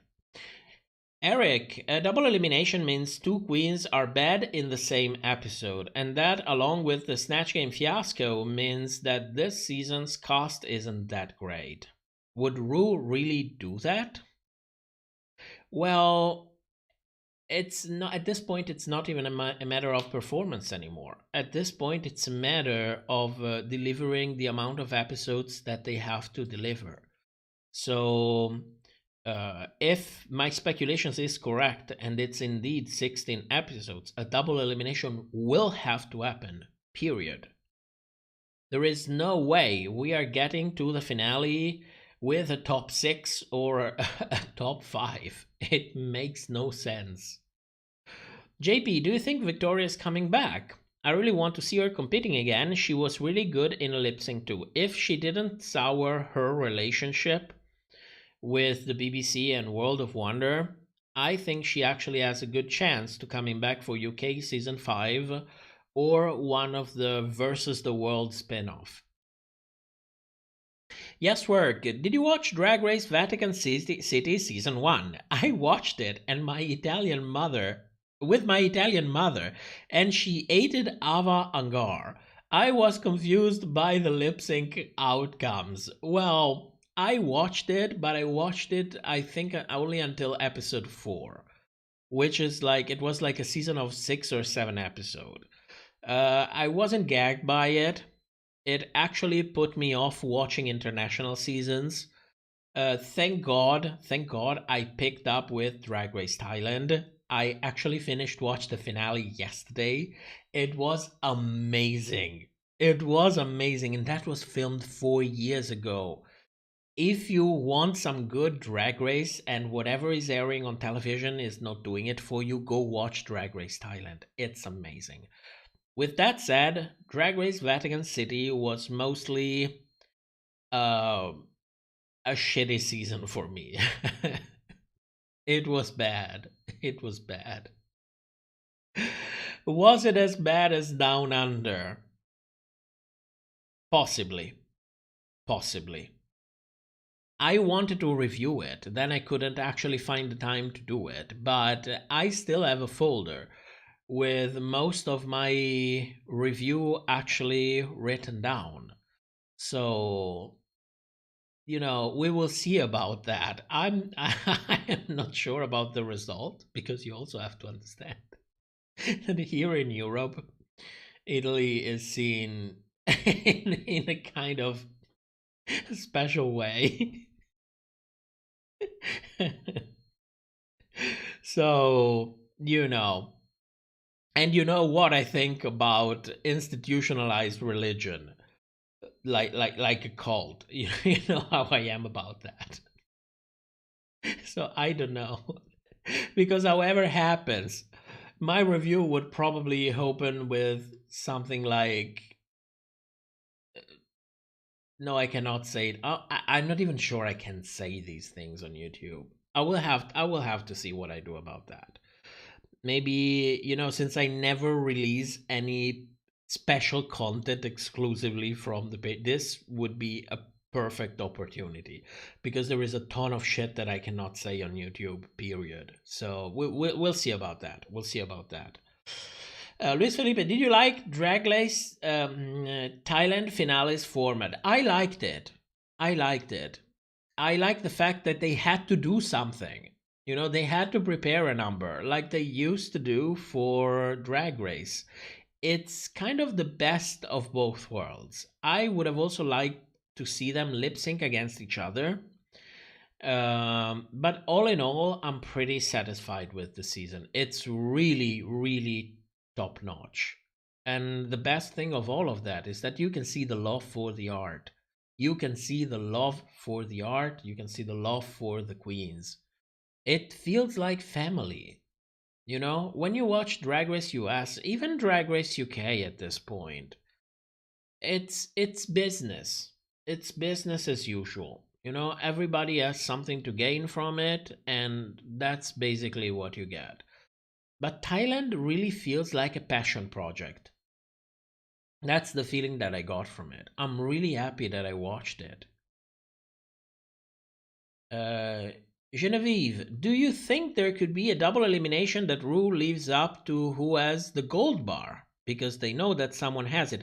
Well, no, because that would betray the fact that they know who has the gold bar. And they kind of want to make it look as legitimate as possible. And there is a reason for it. The gold bar, this is something that I haven't talked about it. I hope in the future I have a chance to talk about it. But Jackie Cox kind of at a point in her Roscoe's viewing party. I'm saying kind of, but she kind of had a point.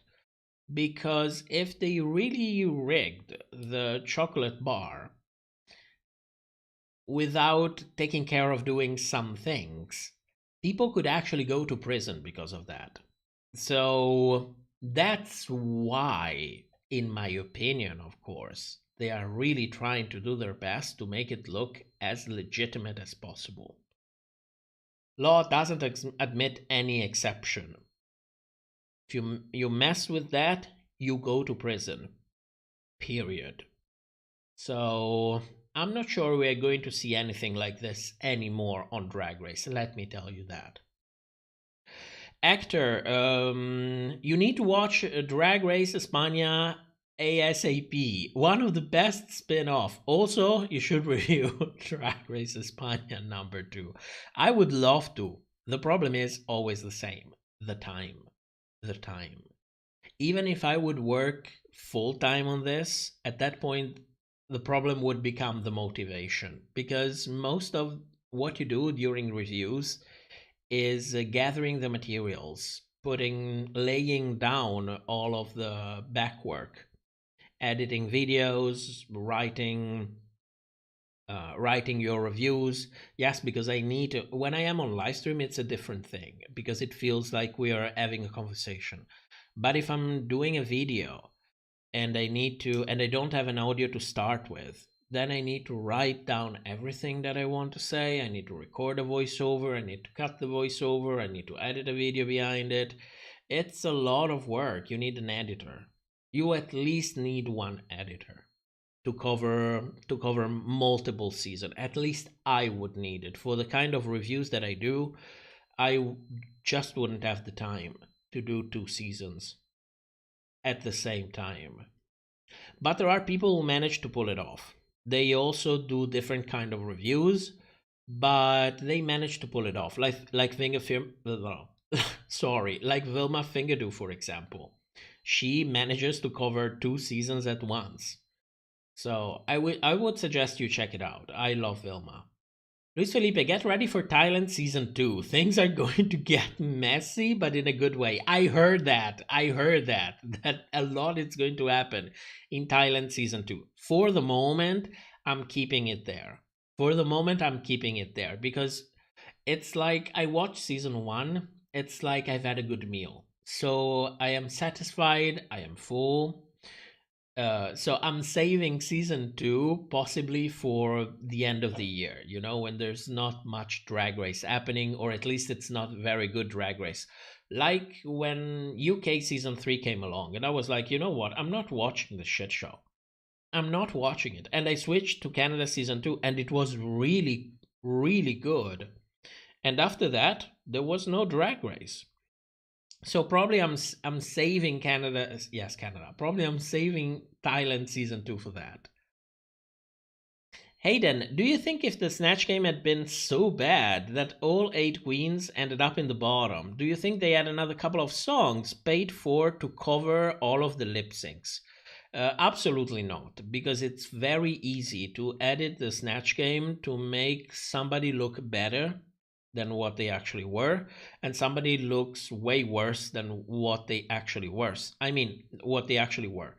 mean, unless you are talking about extreme cases, like you go to film Snatch Game and you don't say absolutely anything for a whole hour, or you go to film Snatch Game and you are at 150% for the whole hour and all of your interactions are funny as hell and there is no way to make you look like you didn't kill it.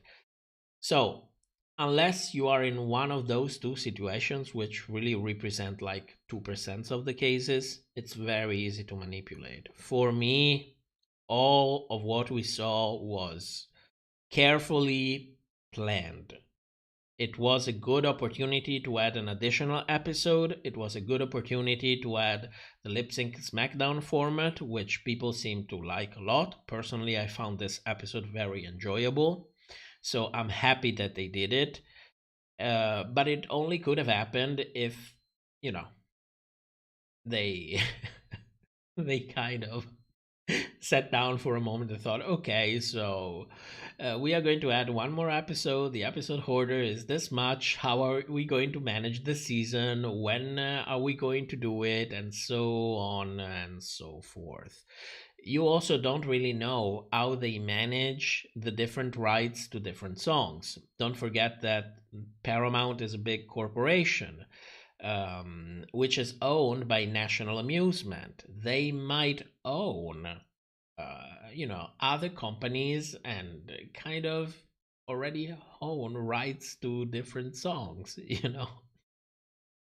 So you're not necessarily paying for all of the songs that you want to use. If your parent companies already owns the right to that, you don't pay anything. On top of that, you can also stipulate different agreements. Optional agreement, for example. This is not something uncommon, especially for reality TV shows, because you never know if you will really need to use a specific song. In that case, what you can do is to negotiate an option. Basically, you write down on a contract, maybe I will use this song. If I decide to use this song, I will give you this much money. But the contract is not binding, it's optional. So if I decide not to use this song, I will not give you anything and you don't have any right to want money from me. So I think that in this case, what they did was negotiating options. That's the smart way to do it. Of course, options might come at a cost. That all depends on their private agreements. We have no way of knowing what was going on. But if you ask me, everything was carefully planned to the T.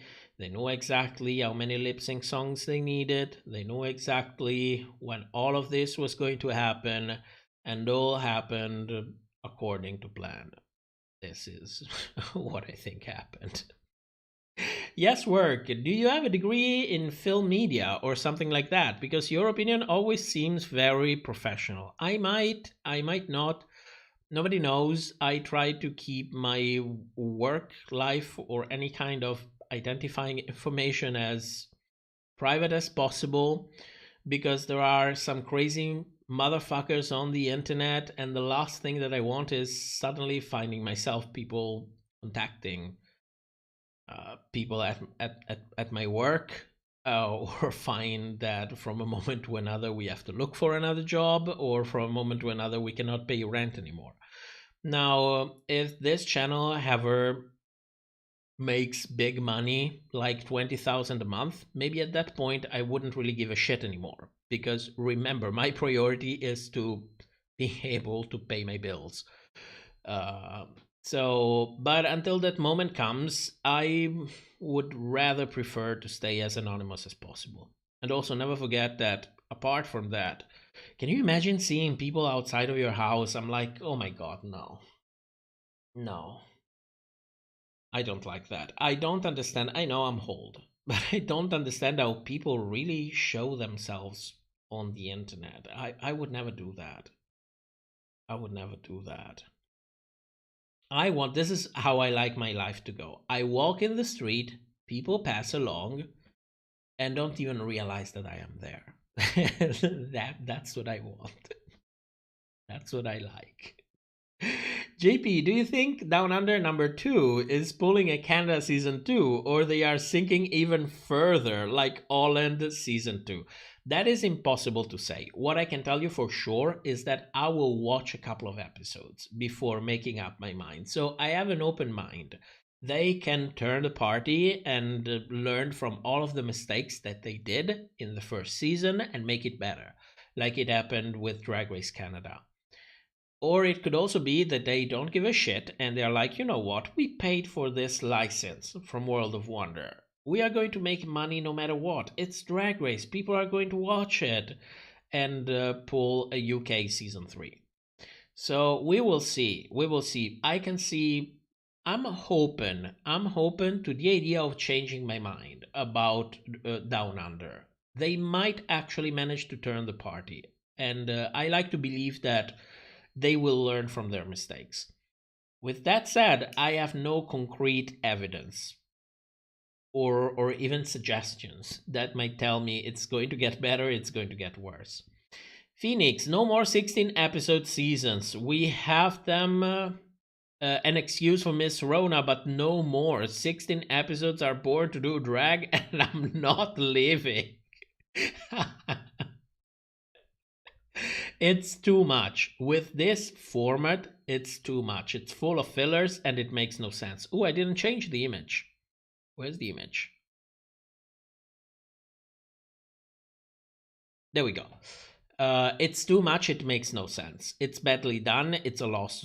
It looks like a loss of time. They could do so much more in 16 episodes, and all of many different options would be entertaining. That seeing non-eliminations, double chantés, and chocolate bars, and the Lollapalooza kind of thing. Out of all the stunts that they tried to pull, it was the best one. It really was it was entertaining. This episode was entertaining to me. I liked it. I wouldn't complain. The problem is, after 11 episodes, we are down to half of the queens. This is not fucking normal. Not like this. Felicia, I have to go. Hope you have a great week. Thank you so much, Felicia. I am late reading your comments, but if you're still here, thank you so much. And see you next week. Taylor B, production knew damn well what we were doing. Making the queens pick each others. Well, I don't know if they had any idea who was going to pick who, but I like to believe that they just had vague ideas, that part of it really was random. They were like, you know what, we have all the control that we want to have. We also have chocolate bars, we also have editing, we can basically do whatever we want.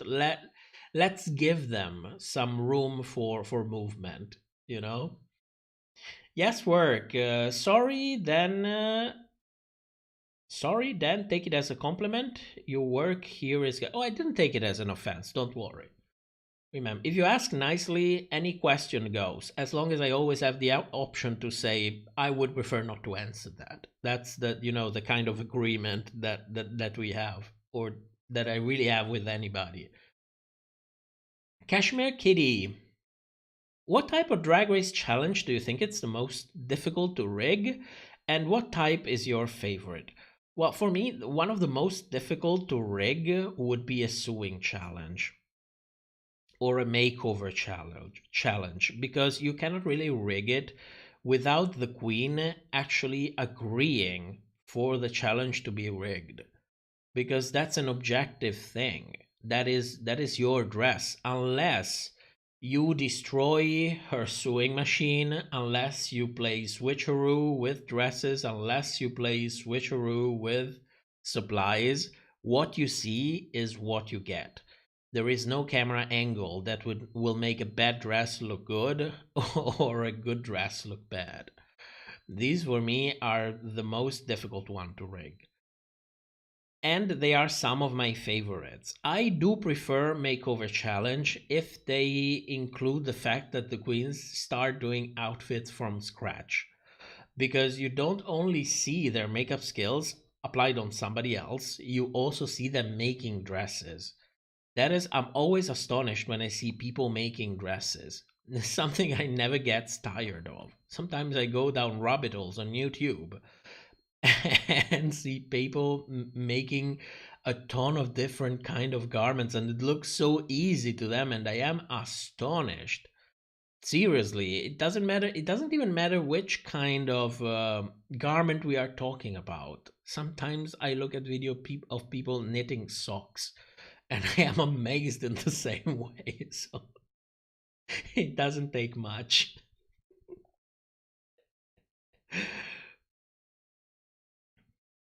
Damien, season 3 was 16 episodes long. Not exactly. Season 3 was 14 episodes long. Now, Wikipedia reports 16 because one of those episodes was the casting extravaganza, and another one of those episodes was the looking back. It was basically a clip show.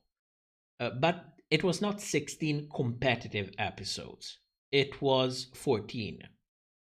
While in the last season and in this season, we're going to get 16 competitive episodes, 16 proper episodes, or 15 plus 1 if you want to consider the reunion a plus 1. But season 3 really had 14. The other two episodes were basically clip shows. Beverly, love the mousies. Always love the mousies. They are sleeping. Didn't even have time to set up the mousy cam. But until I find a good angle, it's almost impossible to see them in the big cage. It's just too big. I should set up like 4 cams at different angles to actually get to see them. Hector, I have a question about the marble ranks. Is it based or partially inspired on the judges' bullshit critique? Just curious. I will tell you soon, because apparently it came out from the poll that I make that I'm going to make that video. So I'm going to make that video. I'm going to explain you how it works.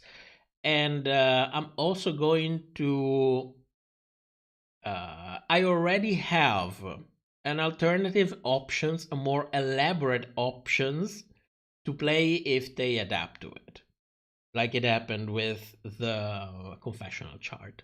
So, don't worry, I got you covered. Gregory, maybe the gag of the season is the disqualification. I suspect Angeria and Lady London are kicking.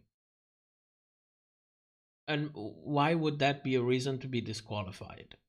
I mean, a lot of people have had sex on the set of Drag Race. No, not on the set. While filming Drag Race, it's just that they didn't have it in front of the camera, so I don't see what would be the problem.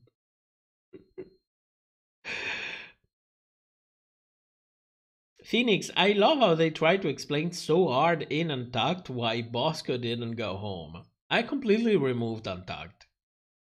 And I watched it yesterday. And it's not like I watched it yesterday morning. I watched it yesterday afternoon.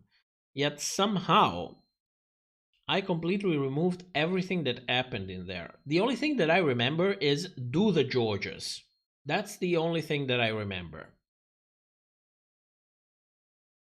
Oh no, Do the Georges was in the main episode. Did I even watch Untucked? Maybe on Friday night, like Saturday morning. I don't remember. Nerdigans, they rigged the Glamazon challenge for Georges. She was born to do drag. Yeah, but they didn't really rig the dress. They rigged the critiques. Everybody, when I mean rigged, this is, I think, the difference. This is where I think there is a difference. When I hear rigged, what I think is something that doesn't allow you to get a proper impression of what is going on.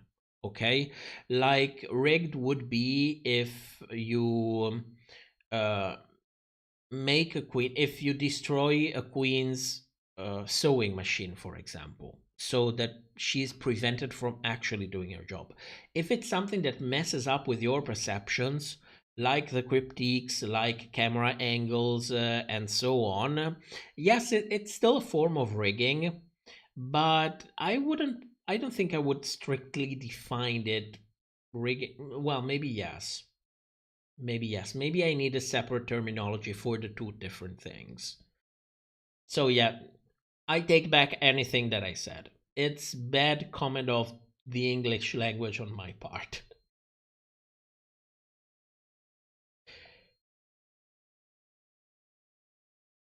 Daniel Harris, are there any runway categories you would like to see? And what is one of your favorite runway outfits? I'm not very versed in runways. I like looking at them. It's like, do you know those birds that like shiny things and they have no idea what they are or what function they have or whatever? That's the same thing for me and the runways. I'm like, it's shiny things. I like it. I cannot tell you about favorite outfits. I'm basically amazed by most of the things that I see. What I do love as a runway theme is the redemption runway, the one that they do on All Stars. I'm really excited to see that whenever they do it, because the queens come out, they have to redo some of the worst look in history, and sometimes they come out with stuff that's really amazing. So I love that runway theme. Unfortunately, it's a theme that you only see on All Stars, but somehow I think you could still adapt it to a normal season. If we're talking about single dresses, there is just so many that I look at them and I'm like amazed. I don't think I have the competence to even have a favorite runway look.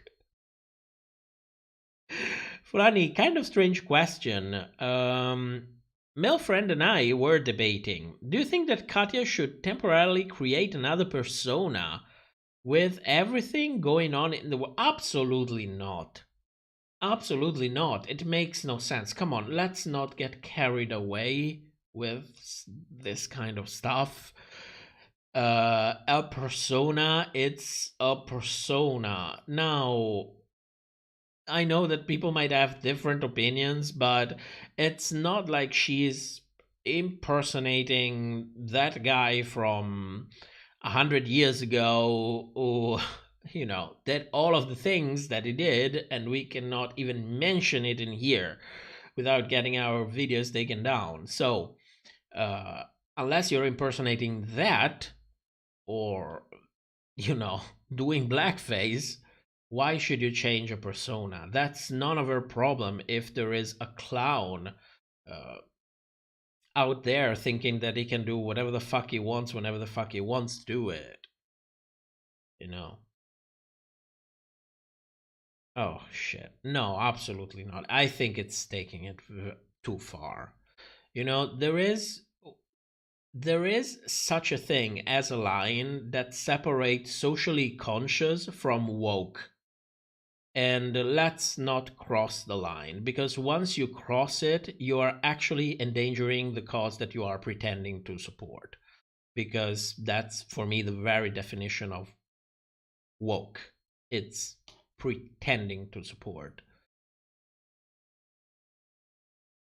JP, makeovers are probably the most rigged challenges in the show. The way they chose and pick what they want to judge is way heavier in makeovers. It's so infuriating.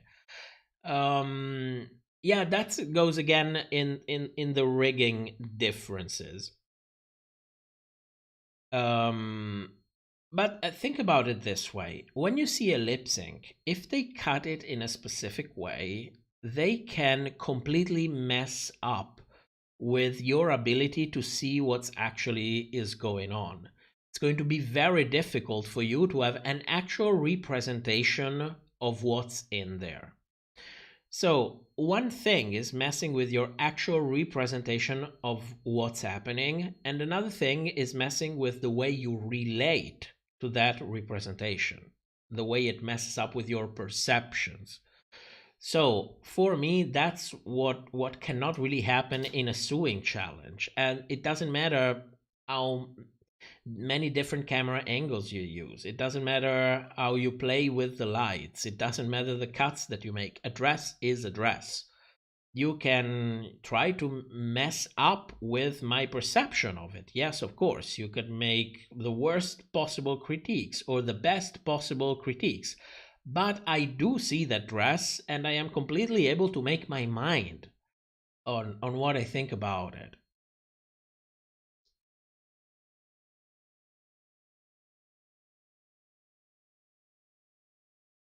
I am a little bit behind on the chat. Where am I? Angel M, since we're having a Rusical next week, what is your all-time favorite Rusical? The first one. Shade the Rusical was the best.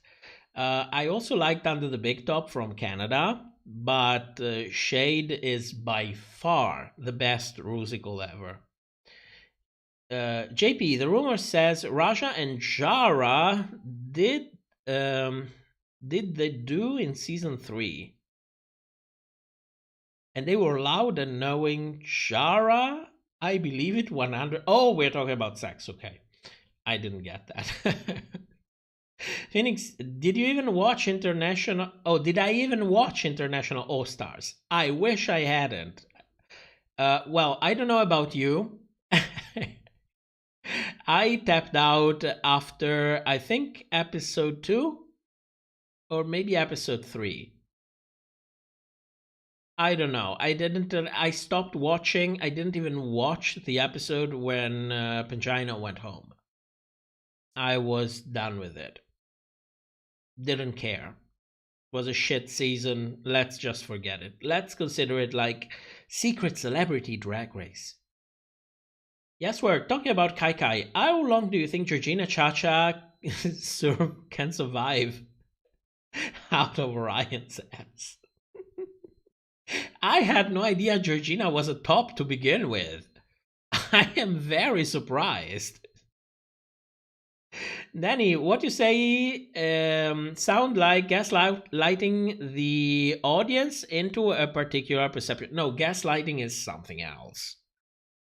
Gaslighting, messing with somebody's perception is part of gaslighting, but it's not gaslighting by itself.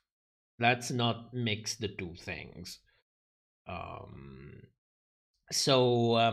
they can mess with your perceptions, of course. Half of this show is based on showing how easy it is to mess with people's perceptions.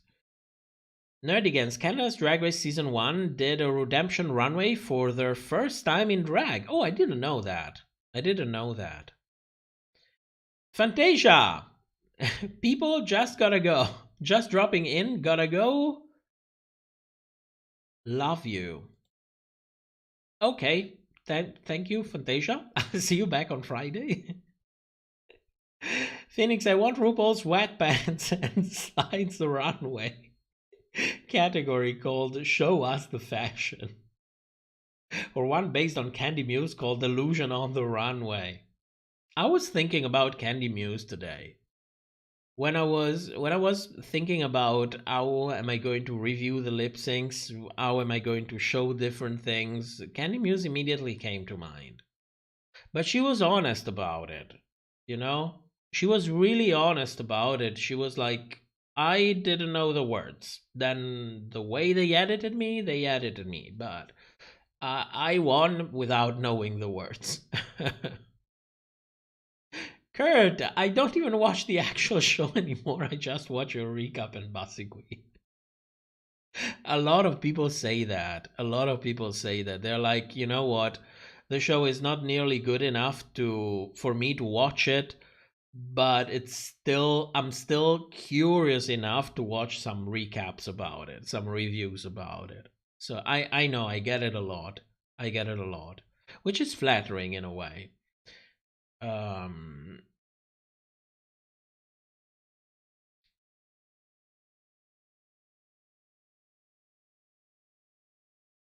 Yes, work. Katya has already been punished for crossing yeast out of the Ukraine in season 7? I don't think I know what you're referring to. Mario, address is address. Me thinking about the bag eleganza from Lala Ree. That was a magnificent dress. Don't you dare say anything different. Damien, Asia O'Hara is still eligible for All Stars because she was on a Secret Celebrity Drag Race. Yeah, she is. Somehow I like to think that she might not be because, she really, during the reunion for season 11, her interaction with the rest of the girls and the camera and RuPaul really made RuPaul look like shit.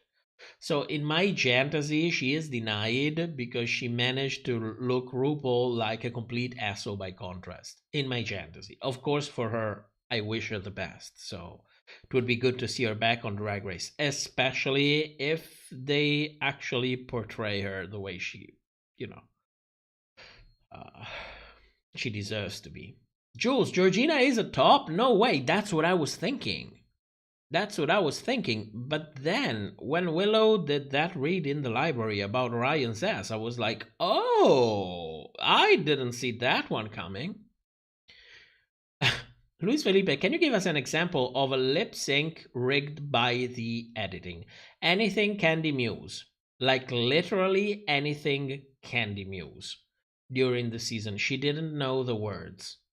Ever. She went through the chorus. There was a lot of teleporting.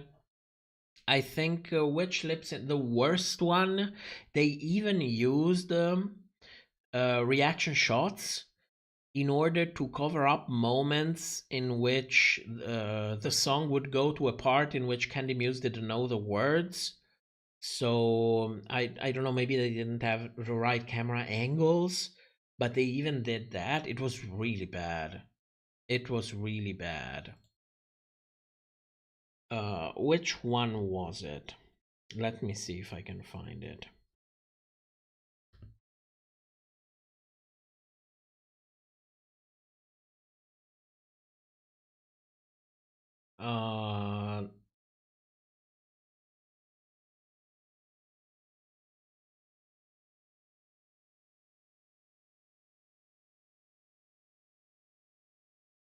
I think it was Candy Muse versus Simone. It was the Candy Muse versus Simone. It was that bad. I don't know how to pronounce that. I'm sorry. Casper? Or Posky? Did you notice that Jasmine did not leave a lipstick message on the mirror? They don't ever get her a chance. I think this is the first time since season 1, except Anastasia and Akwe from Canada season 1. No, I didn't notice that. Maybe she did and they just didn't edit it. Because, usually everybody leaves a mirror message. maybe they didn't show it because she filmed it the episode after, the day after, because all of the other queens were actually in the workroom. I don't know. It feels so strange. It feels really strange. JP, oh my god, top. Georgina is not a top. The poor thing has no hip strength. Hey, don't tell people what they can and cannot do in bed. Whatever she does, it's her thing and it's none of our business. Pao, I'm still listening to you. I'll still listen to you, but I'm going to sleep. Good night, everybody. Thank you for coming. Thank you for coming. JP, I am Brazilian, so I just... Oh, don't say that in the chat. Just say that you find alternative ways, which I do not support.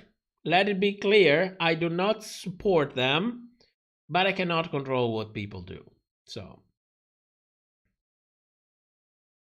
what's your dream cast for Canada versus the world? This is something that I get asked a lot of time. Well, I'm not really not comfortable, versed in the cast from season 1 because I didn't finish watching.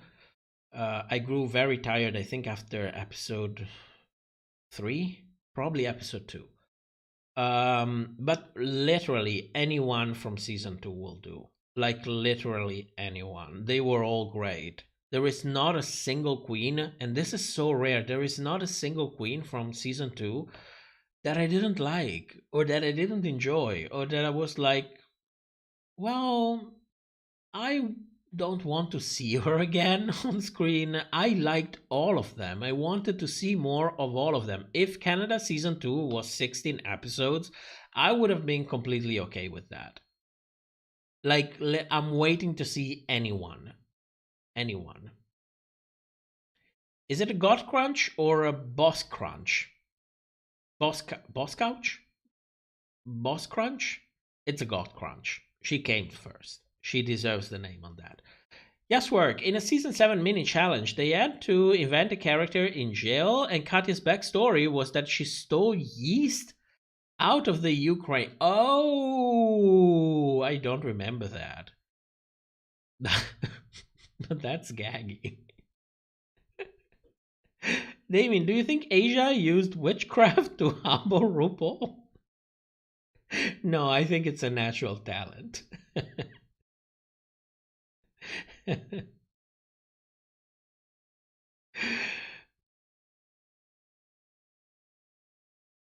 Jules, Mariah didn't get a lipstick message shown.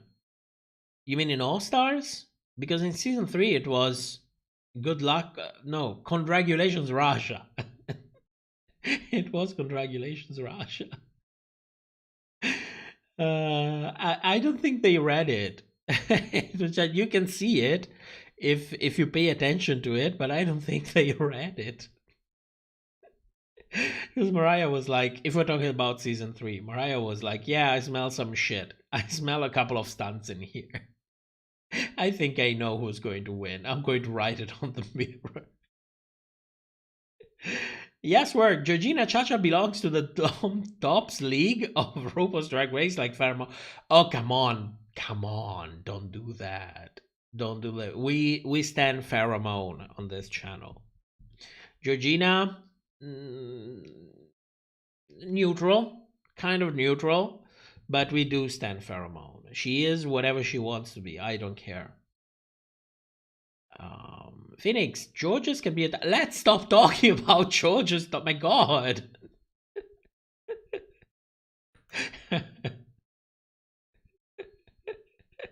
It's her thing. Whatever she does, it's her thing. We don't get... Let's change topic. Let's change topic. Gregory, imagine Cornbread saying she won't be back on season 15 because she is back in this season. No, I don't think so. Those kind of injuries really, really take months to heal.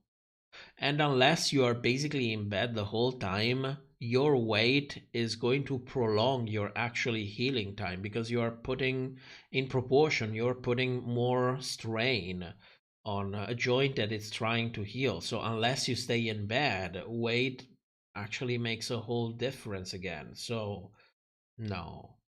I mean, season 5 was best case scenario filmed in 5 weeks. That's not nearly enough time.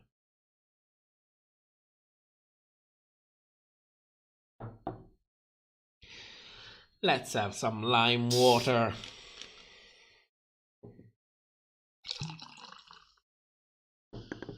Honeybee, if Deja, Georges, or Willow don't win this season, I think it will be... I think this will be the first win... Oh, sorry, the chat skipped. What was I reading? Oh, there we go. If Deja, Georges, or Willow don't win the season, I think this will be the first winner to lose a lip sync during their season. Oh, because of the SmackDown. I think you're actually right. It's going to be a first. That's incredible. After 2,000 seasons of Drag Race, we still have firsts. JP, Brooklyn should cast Lemon back for Canada versus the World. The girl got done so dirty. I agree with that.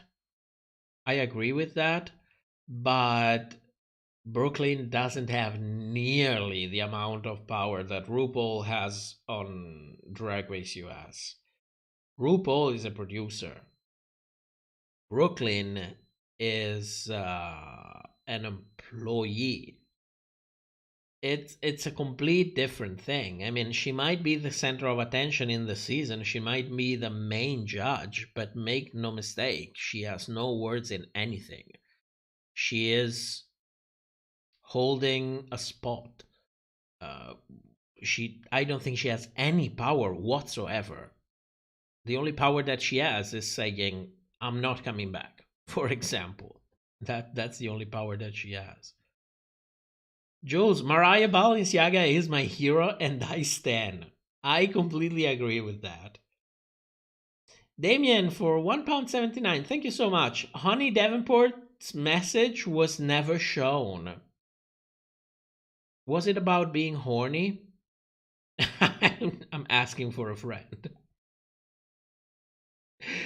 Let me check. Horny Davenport.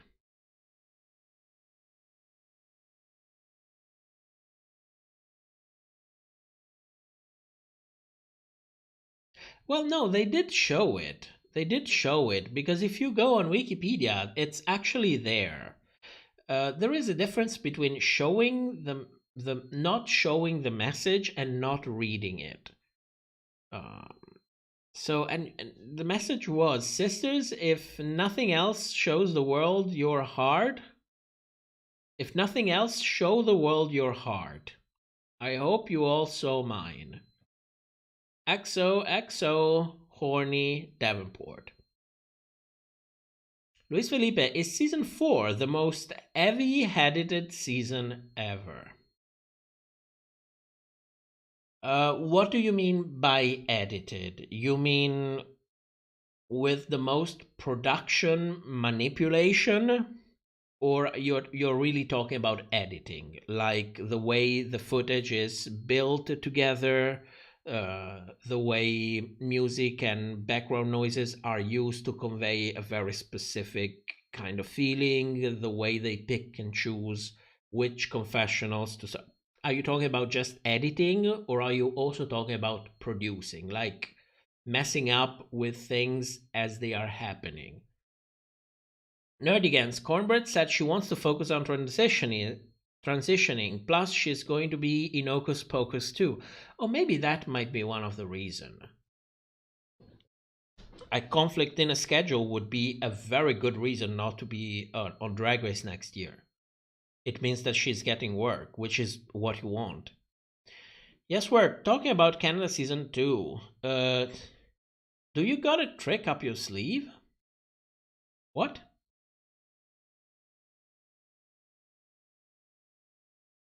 Fulani, so minus the Sharon bullshit, season 4 stands up. The queens, the quotes, the challenges, the archetypes, even early out lip syncs were great. I'll ask that question in another post. Okay. Brian! Good night, Brian. Thank you for coming. Bella Winterbottom. I'm a little late to the party, so maybe you covered it already, but it's just me. To the backstage girls were yassing and living when nothing was happening on stage. No, I didn't notice that at all. I didn't pay attention to it, so I had no idea. Maybe you're right. Maybe not. I don't know. JP, could Brooke come back to an All-Star season if she wanted? I think so. I don't think she ever would. Once you become, you get out of the competing thing and you become a main judge, well, you don't really go back. I mean, look at Jujubee. You don't go back.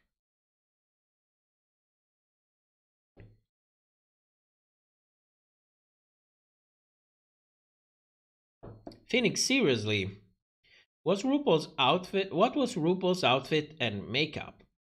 Are they trying to sabotage her? I found her looks very not displeasing, but it looked like they didn't put much effort in putting her together. I mean, she is RuPaul. She is the face of the show. She is the star of the show. Yes, she can be shady at time, and yes, she might be living on a fracking farm, but that is no good reason to bring her on the stage and make her look so bad. At some point I would wish that they would just fire whoever they have in there, maybe Raven included, and bring in James Mansfield and have her do the entire look. Because at least you have one person doing makeup and hair, and already all of that would make a ton of a difference. And then have some proper wardrobe. Whatever RuPaul is getting, it's not really flattering her body. Mama deserves better. Yes, work. Willem is waiting for her call to go on All Stars and show the judges her butt crunching talent in the talent show. Willem is never going to be in the franchise again, ever. I would even argue that maybe they have a clause in the international spin-offs that Willem is not invited. JP, Jasmine probably wrote, "Congratulations, Bosco," so that's why they didn't show her message. Wind of Gust. I like pecan pie. What pie cool? What? What pie would you enjoy? Wind of Gust as high as a kite. That we got for sure. Bella, Snatch Game. Do you think it's time the girls are given the questions in advance to prepare some jokes? I would hate that because you could see it coming. Maybe it's already happening, and that's one of the reasons it's being kind of lackluster in the past years. No. I mean, there is so much going on with Drag Race that it's fake. We need more real. We don't need any more fakeness. I mean, a little bit is completely fine. You're still producing television, okay? If you want to watch a documentary, watch a documentary or go out and see real life, but it's still television. So I am completely fine with the things that you have to do in order to keep on with your schedule, keep on with the rights of the songs that you need to buy, keep on with making a show. I accept that, but at least give me a 50% split. 50% has to be real. It cannot be 99% fake. So no, I wouldn't like the girls getting the questions in advance for a Snatch Game.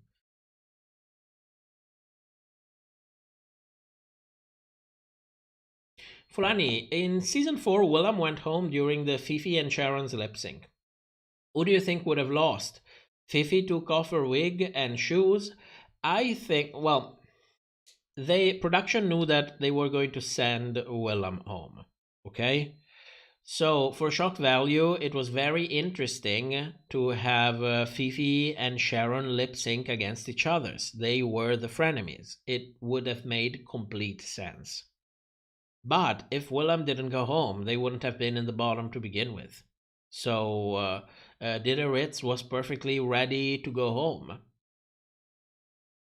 And she, if Willem wasn't disqualified, Dida would have been the one to go home, independently of everything. It was her time to go.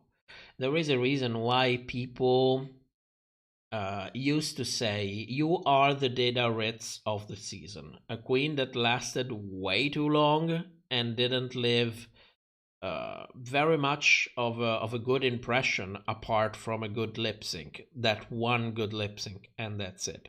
One of the reasons is also the fact that she was allowed to stay, allegedly, due to Willem's disqualification. So, Phoenix, I guess they put as much effort into RuPaul as they did on justifying Art Simone coming back on Down Under.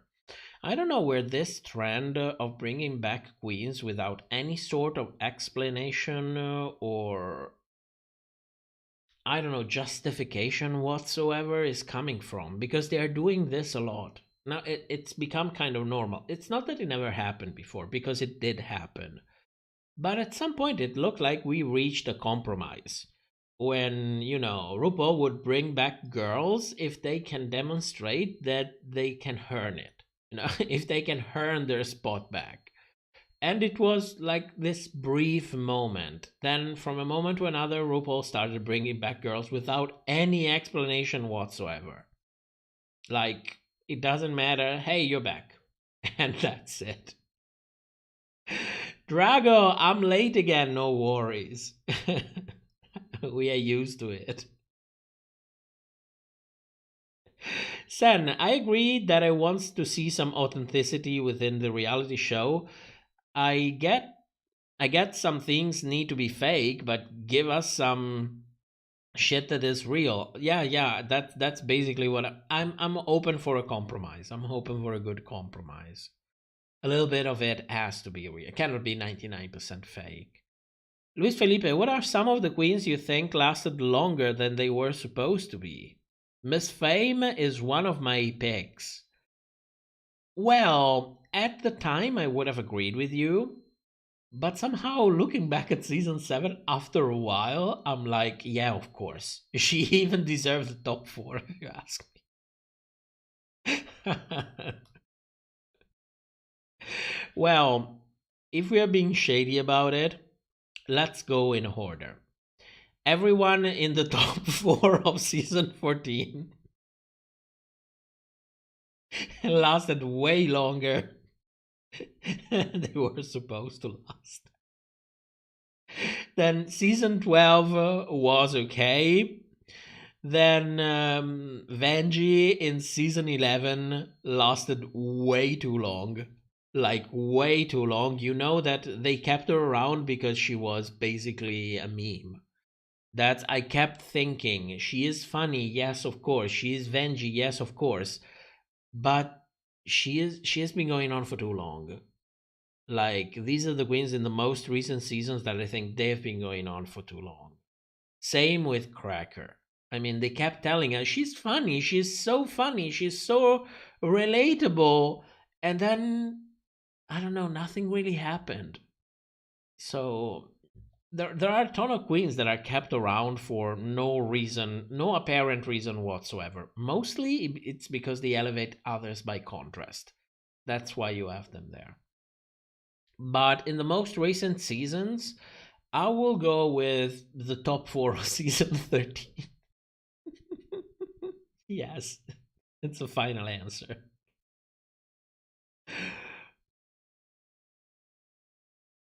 And I feel like sometimes Ru just bring back someone with no explanation. Is like the production made a huge mistakes and needs to fix it. It's also, well, I would like to believe that, but personally what I think is that they just don't give a shit. They just don't give a shit anymore. They're like, oh no, we don't care. Like this season and that double premiere. And RuPaul coming like, yeah, we are sending a queen home in both premieres. And I was like, yeah, sure.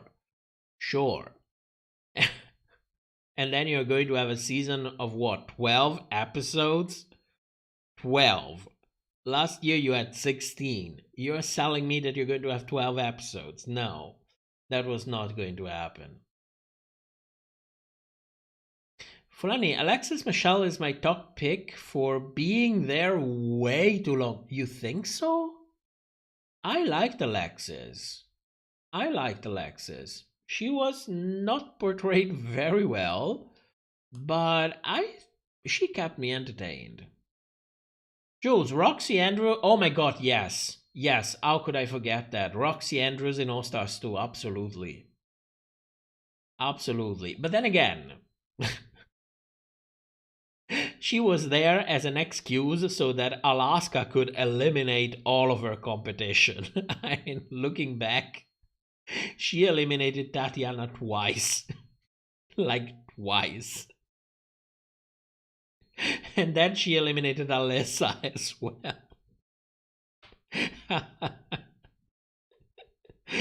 Oh shit. She basically kept Roxy around, like say, okay, you're my plausible deniability. It's not that I am eliminate anyone who has a reasonable chance to win. No, it's that I want to keep you because I love you.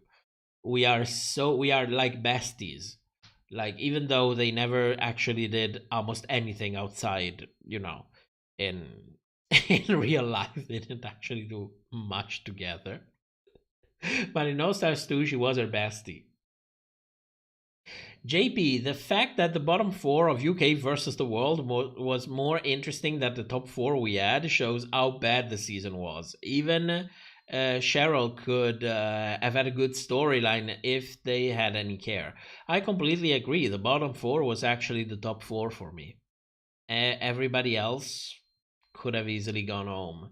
I wouldn't have had a problem with it. Turned out that the worst thing in UK versus the world was the BBC. What a shocker, right? Yes, work. Who's Alexis Michelle? Oh my god, muted for 15 minutes. No, I'm just kidding.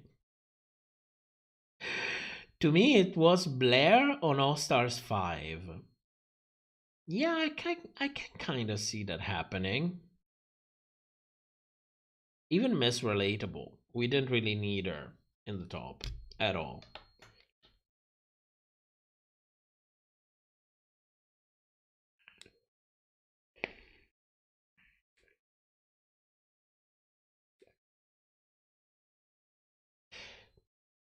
JP, how dare you speak ill of Roxy Andrews? She's a legend and nobody can prove me wrong. Stan Roxy Andrews.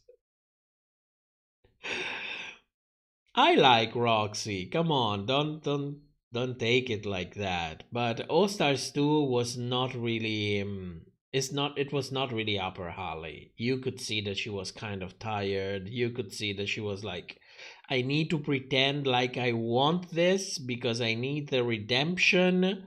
Because, Roxy already was working her ass off outside of Drag Race. I think that she kind of showed that she matured over time.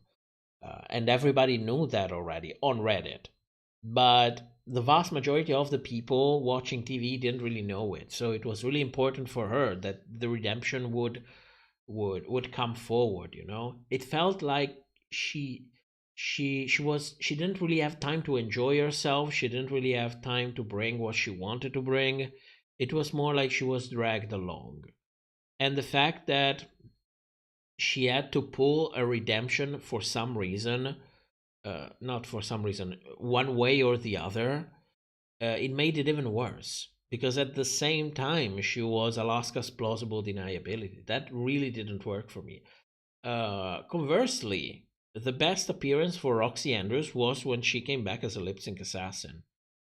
That's showing everyone how you are supposed to do a reveal. Nerdigans, who knew the same BBC that ruins Doctor Who would ruin Drag Race? I would have never saw that coming. I would have never saw that coming.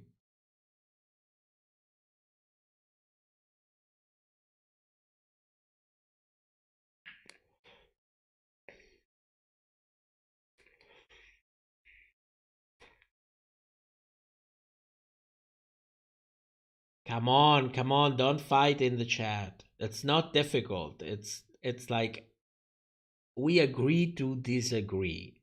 Now I live my fantasy, you live your fantasy, and everyone is happy with their own fantasies.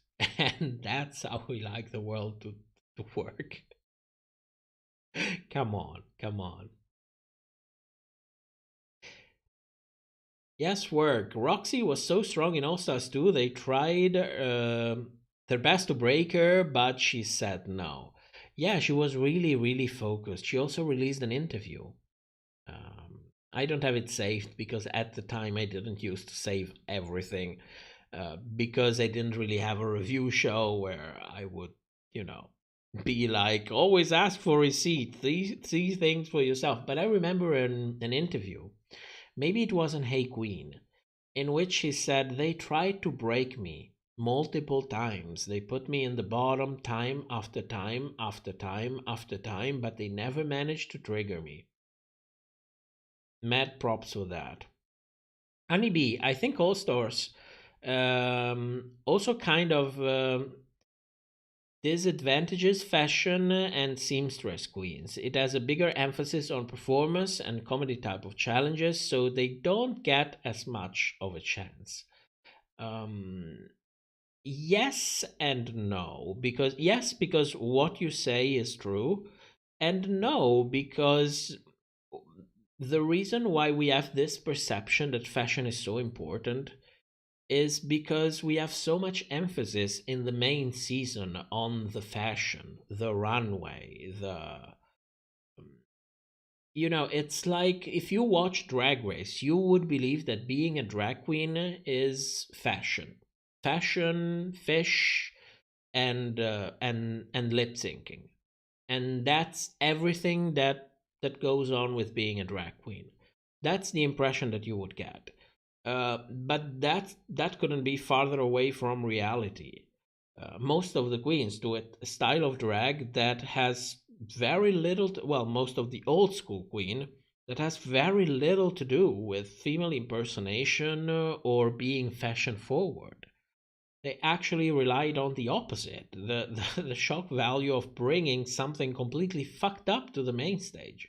That's not fashionable at all. Most of their strengths are not in lip syncing at all. They are in their ability to hold an audience, either by creating comedy shows or by being able to hold the stage, being able to present a show. So I think it's a little bit of both. Gregory, if Drag Race wasn't a thing, can we agree Jasmine Masters would be the biggest drag queen on earth? Probably. Surely the most viral one. That is for sure. It's too bad she didn't get to actually make all of the coins that she deserved from her viral status.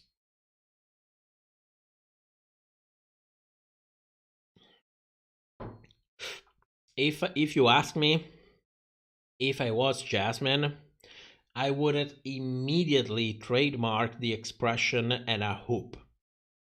I would have trademarked it, sell the shit out of it, because drag is expensive. She worked her ass off for a very, very long time, and she had that one moment in which she could have made enough money to live a decent life with decent securities. So I feel sorry for her for that. It's not like Jasmine is poor. Jasmine is a fierce drag queen. But, one thing is working because you love working. Another thing is working because you also need to work. I would have wished her to work just because she wants and likes to do it. Sen, Phoenix Rising, you're born to do drag.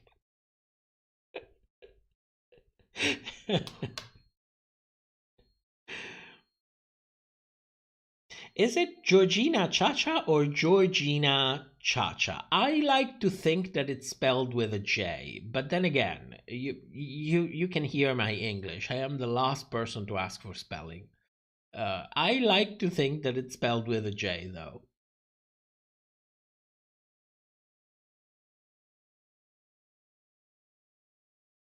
Jasmine Masters probably is the most quotable Drag Race queen ever. I will agree on that. I will agree on that. I remember back when season 7 came along,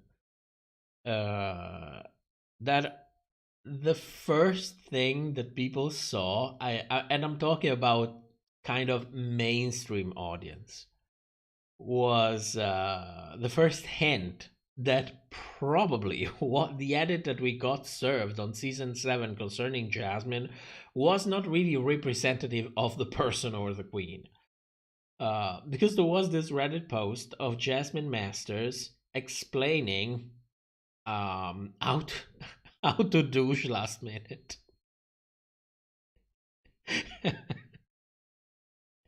And it was so unreal. It was so crazy that people were like, oh my god, is this the same person? And people started to realize, wait a moment, maybe, just maybe, Jasmine Masters, it's not a shit person. Maybe, just maybe, it was the edit. I will never forget that post.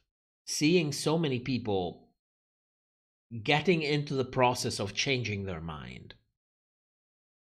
I know because it happened to me as well. Back in the day, yes, I had some idea of editing and so on, but it was nothing like today.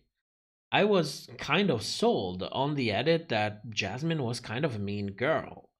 I mean, still, I wouldn't have contacted her. I didn't even have social media back in the day, but still, I wouldn't have done it. But I was very much with the impression that she was kind of a mean girl. So I know, because I felt exactly the same. It was kind of a revelation, this drag queen talking about getting into a store, buying a bottle of water or maybe 2, and then, douching on the go.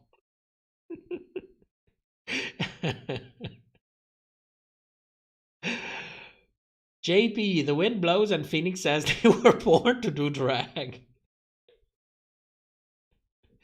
Watermelon, Latrice is up there for quotable queens. I agree. 5Gs is probably one of the most referenced quotes from the show.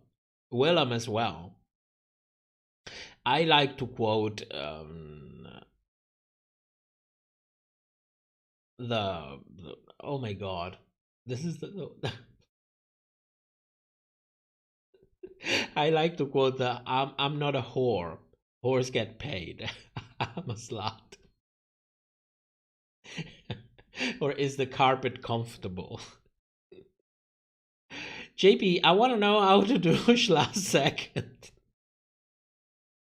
Well, the video is still on YouTube. You can check it out. Did you come out of a cocoon like Jasmine? No, I came out of a vagina like everybody else. Luis Felipe, RuPaul's Drag Race done fucked up drag. Absolutely. Absolutely. Well, Jasmine had no idea how bad it would really be. She had no idea, and she was already very upset. Air Tempest, born to do whatever is the best quote from UK season 3 because it gives us infinite possibilities. This show is a fucking mess, fodder, and you can't argue otherwise. Well, everybody is born to do something. It's not like you can be whoever you want to be. You are just born to be something. Yeah, I know I am exaggerating, but you know what I mean. It's fucking annoying. And they, oh, you were born to do this, and I'm like, come on, come out with a good reason. You get paid millions, RuPaul, like literally millions, for every fucking season. It's unacceptable that you are not hiring someone to suggest you good critiques. Because the born to do thing, I mean, we know that she likes it. Once she found it out last year in March when they filmed UK season 3, she started using it over and over again. Born to do drag, then born to do drag again, then born to moderate. What's next? Born to douching? I don't know. JP, this is Mackies. God, I wish Willem wasn't so damn stubborn and rebel.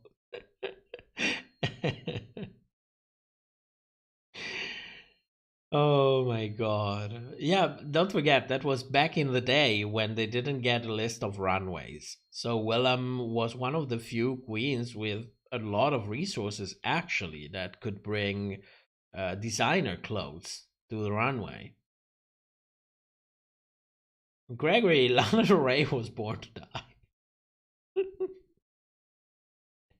Do you think Gottmik opened the doors for Bosco to do that split? Absolutely. Absolutely. From now on, the Got Crunch will become part of the Drag Race lingo. And I will do my best so that people know about it. Whenever you see a crunchy ass lip sync, you will see people describing it as a Got Crunch. All thanks to Gottmik. Please say you remember singing about how our boat is the best. My boat is pretty. How can I forget that? No, she didn't say, I want some breasts. She said, I won some breasts. Because remember, the mini challenge was when they were wearing these fake breasts and do Miss Sweatshirt. It was an outside mini. Do you remember when they used to film mini challenges outside? My God. I feel like I am 1,000 years old just because I remember that they used to film mini challenges and challenges outside of the studio. Phoenix, I was born to be shady and I root for Utica. There's nothing wrong with that. Blazing all thanks to Phoenix. Fulani, my favorite kind of read was jujube. I like long walks on the beach, big dicks, and fried chicken. I also like Alexis in the All Stars when she's like, hey Manila, I just saw Manila girl. Remember when they used to film maxi challenges outside like the stripper one? I got some grapes. Does anybody remember that quote? Bella Winterbottom. I love your name. Giagan quotes, absolutely, I don't like Melly Queens. Feeling my oats. Oh my god, I say feeling my oats so much. It's probably one of the most quote that I use. From Giagan. Can you imagine that? How is she though? And feeling like pussy, feeling like cunt. I use feeling, the ones that I use the most are Chantasy, feeling my oats, and I don't know what else. But these are like my basics. You will always hear those expressions at least once in every review. Thank God for all this bod. Can't relate. Do you know that Willem barked at the producer in season 4 like a dog? No, I didn't know that. Although she did release a lot of stuff. She left a lot of statements.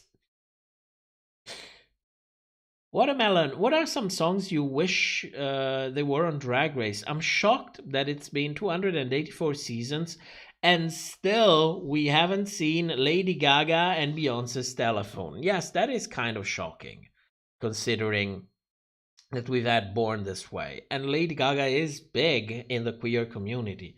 Personally, I would like to see more iconic songs from the 80s and the 90s. They also cost less. So, you know, you could take advantage of that. But what we usually get is either back in the 70s or something extremely recent. That it's not like the new songs don't fit into the lip sync format, because they surely have a space in there. It's just that I'm not really used to hearing them. You know, if it's an older song, I'm probably more like, oh yes, either I heard somebody lip syncing to it already, or I have lived enough years through knowing about this song that I can easily imagine it, you know? So I would like a little bit more from the 80s, like maybe maybe way more. Phoenix, thank you for making my God Crunch phrase a trend. Well, I'm trying. I'm trying my best. I'm trying my best. Jules, buy my cherry pie season 2.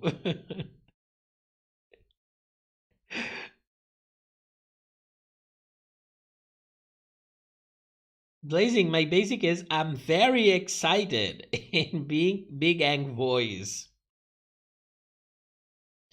Did Jen actually say Jantasy? Well, she did. The Jantasy robe. My God, I will never forget in All Star 6 when. Oh, I cannot say that. I cannot say that. It's just. But Jantasy robe is involved, so you know what I mean. Ginger, you know. JP, Tammy Brown, I just found a dead body. The chicken, excuse your mouth, and I don't you see you walking children in nature, and so on and so on. My partner is a huge fan of Tammy Brown since back in the day. Damien, for £1.79, thank you. Orion was my pick to win before the premiere. I can relate to that. In season 9, James Mansfield was my pick to win. And then she went on immediately. Gia Gunn opened doors for the big boom boom guns. Oh, Gia, if it was up to Gia, she would have opened all the doors already. Jules, where is my 80s pop Evan? Heaven is where is my 80s pop? Heaven is a Place on Earth by the legend Belinda Carlisle. I love that song. I literally love the song. My partner was playing it today. Believe it or not, he was playing it today. I love it. It's such a beautiful song. And it's also connected to one of my favorite episodes of Black Mirror, so I have a veneration for that song. Watermelon, I wish they would do songs from LGBT artists such as Lil Nas X or Sam Smith or even Freddie Mercury. I don't think they can afford Freddie Mercury. Some songs are very expensive. Kashmir Kitty, I wish we had more Eurovision songs. Do people watch that? I'm joking. My partner watches it. I know it's a U.S. show. Well, you mean it's not a U.S. show, but so many of them are perfect to camp up in the mode too. We've only had one ever. They could, but when you're looking for a lip sync song, what you're basically looking for is a nice balance between how much is it going to cost you and how good of an impact it will have. Then, as a nice bonus, you would also like a song that kind of makes it easier for you to edit as if one queen is completely slaying. That would be a nice bonus. Wind of Gust. I promise I'm not high. I'm just desperate for pie. I can see that. Damien, Kylie opened the door so that Gia could walk through, period. Yeah, Kylie was the very first trans woman on the show. Well, she was the very first to actually come out about her transition on the show. Do you know that there are a lot of rumors that all of these girls, including Carmen back in the day, they were told not to discuss, not to go on with their transition. It's still rumors. I don't have anything confirmed, but my God, I hope that shit, if it happened, I hope that shit doesn't happen anymore. Jules, I added as my wedding song. It's the best Black Mirror episode too. I will agree on that. The dating app episode was also one of my favorite. I love Black Mirror. JP, my pick to win season 8 was Elimination. But then she was gone, so I passed it down to Cuckoo. So you can imagine how devastated I was when she was gone home right after her. For me, in season 8, I didn't really have a favorite right out of the bat, but I could tell you that after episode 1 and after the Meet the Queen, I was like, Bob the Drag Queen is going to win. Watch Bob the Drag Queen winning simply by diving on a table during her entrance. And what do you know? She won. That was one of my best predictions. And back in the day, not everybody knew who Bob was. He was pretty new to the scene, the mainstream scene, of course, not the New York scene. It was actually known in the New York scene already.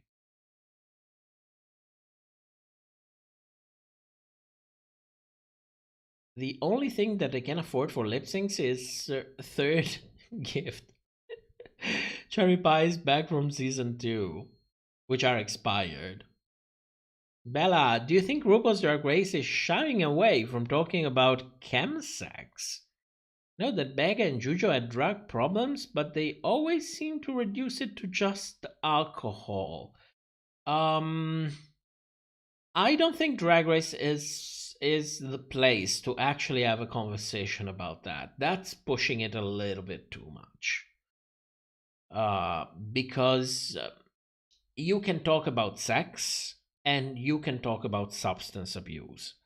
But talking about the two things together, like interconnected, I think it starts becoming a little bit too much for what they want on the show.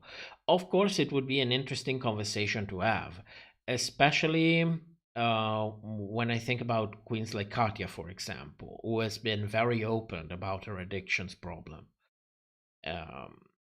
But I don't think they would ever do it. It's just too much. It's just too much. It's two very difficult arguments to tackle on their own when you start mixing them together. Even if the show actually wanted to address this kind of thing, I don't think that's the right way to do it. Like, there are things that it's actually better if you avoid talking about them, because if you try to do it in the wrong setting, you're actually doing it you're actually doing it a not favor. What's I know that the favor, does it exist? Is that a word that exists? Disservice. You're doing it a disservice. Like, I remember, let me tell you this one thing. Me and my partner started our relationship as a long distance relationship.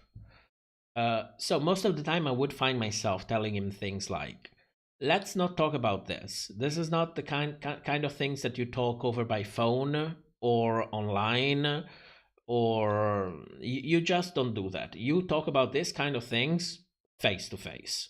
So let's put a post-it in there and talk about this when we are actually face to face. There is no rush. We have all the time that we want. And so this is to give you an example that some things, if you don't want to make them a disservice and even complicate things even more, you just accept the fact that some things you cannot just discuss whenever and wherever. You need the proper setting. Tempest, they should do Come Wonder With Me on Drag Race. This song is from the Twilight Zone. I'm not familiar with it. JP, we should have more Britney songs. Those are expensive. Those are very expensive. Joe's Drag Race isn't rehab. Yeah, this my English is getting better. It's getting better over time. I think. I hope so. Kashmir, Ilona Varley from Canada's Drag Race Season 1 said they were directly asked by the producers not to discuss being trans, but instead focus on her identifying on being non-binary. I heard that as well. I also heard a lot of people arguing that it's Ilona trying to look for attention. Personally, I don't know who to believe, because yeah, Ilona can be and has been messy on social media, but also the producers on Canada's Drag Race Season 1 have been kind of shitty. So for me, I see the two options equally viable. Which one of the two is it? I have no idea. Joe's Drag Race is entertainment and somewhat reality, but it's not a rehabilitation or intervention counseling show. They also don't care enough about the queens to offer actual help. I agree on that. I think it's a good opportunity to introduce some themes, but discussing them, it can if it's, if you do it right, you can talk about some things, definitely. Like sometimes you have challenges that are actually framed as talk shows, or the DragCon panel thing, for example, and you can at least open a conversation about it, get people interested um, in some topics. That you can do, because remember, medias cannot really convince you of different things, but it can focus your attention and bring more awareness of different topics. So that you can do. But you gotta be careful in the kind of topic that you choose. You don't want to open doors that you won't be able to close by the end of the show, if you know what I mean. Nerdigans, outside of Daya, the queens are too scared of nuclear waste dump, that is the fandom, to even talk about anything. Yeah, it's not just the fans' problem. It's, yes, the fans have their responsibility. Production also have their responsibilities, because they never, almost never, fucking say anything. They usually take advantage of everything they get on screen in order to make their show, and then if you get bankrupted and fear for your safety and lose your job, it's none of their business, and so on and so.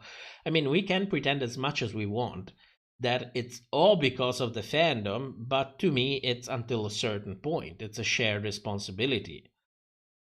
For the 1,000th times, if RuPaul would come out at the beginning of every episode saying, this is a dramatized show, what you see is not necessarily what happened. We make things look way worse because it's fun to do so. So don't be an asshole. Don't think that you can go online and treat queens like shit, because they are our actors in this show that we call Drag Race. Have them do something like that. I can assure you, you will still see crazy people online acting batshit crazy. That's not going to change. But they would be a real minimum. Yes, work. Ilona also told people that Willem was mean to her. Yeah, I saw some Reddit posts about her. I think what got to me the most was the fact that she was not allowed to do sex work. This is what she wanted to do, and the contract didn't allow her to do so. That, I think, was legitimate, because I also would understand it.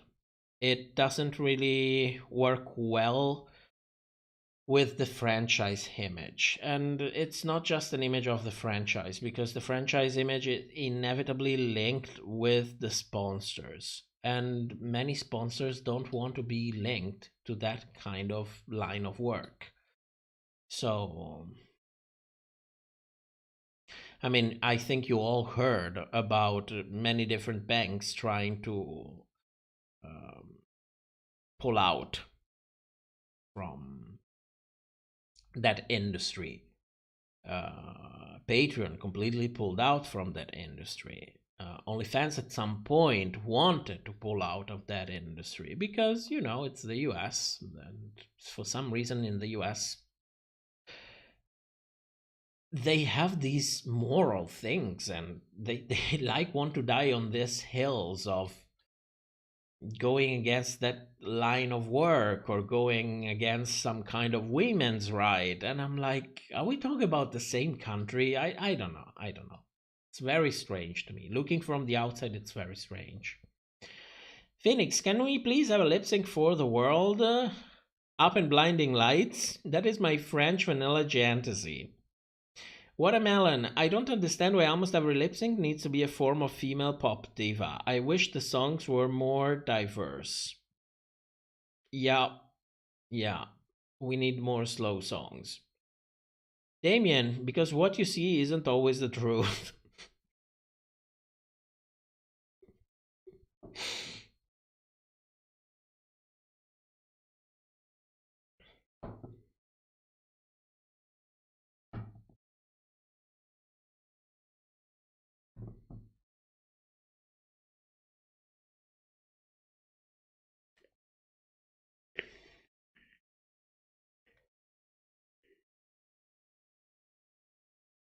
After Ilona, there was Gottmik and Kylie, where the show worked actively to uplift trans people. I feel like they didn't want Ilona to steal those storylines from season 13 and All Star 6. I don't think they. Well, of course they could. So, if we're talking about possibility, everything is possible. Well, almost everything is possible. But if we're talking about how probable it is, I don't think World of Wonder has much of a saying in the kind of storylines that the Canada crew want to portray on screen. I don't think they actually have a saying in that.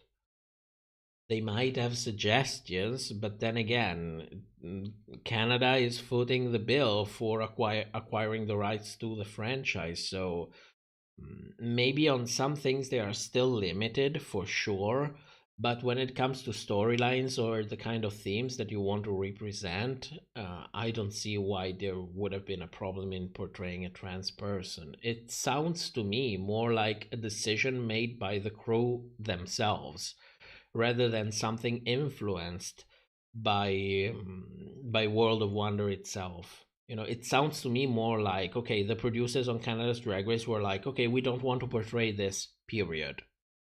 Okay, rather than we don't want to portray it because it would distract from the U.S. season portraying it later on. It sounds like, it doesn't really make much sense, if you ask me. For me, the most probable solution is that for some reason, the producers on Canada's Drag Race thought, you know what? We don't want to give this issue any kind of attention. Or because maybe they have a problem with the issue itself. Or maybe even better, since Ilona was not scheduled to last much longer, having her introduce this issue could have drained more attention to her, and you don't want the attention of the public to be concentrated on someone that is a filler queen. So it's more like a producer's choice. I don't think that the US crew has really anything to do with that. Also because, let's be honest, look at the numbers. It's not like people from the US are rushing to watch Canada's Drag Race. Matt Etter, I love your accent. Where are you from? Europe. I'm from Europe. A lot of people ask that question. I just don't answer. I try to be as anonymous and difficult to find as possible. Air Tempest, remember when Mick called herself one of the big personalities on season 13? No, I don't remember that. Davey, unpopular opinion, I like the golden bar twist. Well, that's okay. We don't have to all have the same opinion. The question that I'm going to ask you, though, is, do you find it entertaining? Because I'm like, oh, we have a gold bar twist? Oh, yes, we have a gold bar twist. And I'm like, poor queens. Instead of having a moment to, say their goodbyes before leaving, they have to go through the trombone and the chocolate thing. And I'm like, oh, God. Bella, their target demographic is 30 and younger. Which shows in the casting. Choice of lip sync song and labeling of 30 plus queens as old. I like an older cast. Like, I started to watch not the Meet the Queens for Spain. I started to watch Vilma Fingerdo's review of the Meet the Queens because it's faster. And because I like Vilma. And one of the things she was praising is that we have older queens, which is a good thing. I mean, I like queens that are more experienced. They have, in general, more to offer. When you have more experience under your belt, you are basically maximizes your chances of doing an impact. So yes, I like it. I'll probably check it out. Matt Atter, I guess you're from Europe. I'm from Europe too. I think you're Italian. From Vatican City. Air Tempest, I think it was like the Snatch Game in the AD challenge. I need to find that. I'm going to be the personality. Well, I like Gottmik's personality back in season 13. She had this. There was not much there. Okay, I will agree on that. But she was very chill. She was very chill, which is something that I did appreciate. Flanny, do you think the positive feedback that Lollapalooza received, they'll add it as a staple challenge? Is a way to mix it up halfway during the season? Probably. Probably, because if something works, you keep it. That's how you do business. You don't change what works. And if you need to change something and it works, then you stick to it. So yes.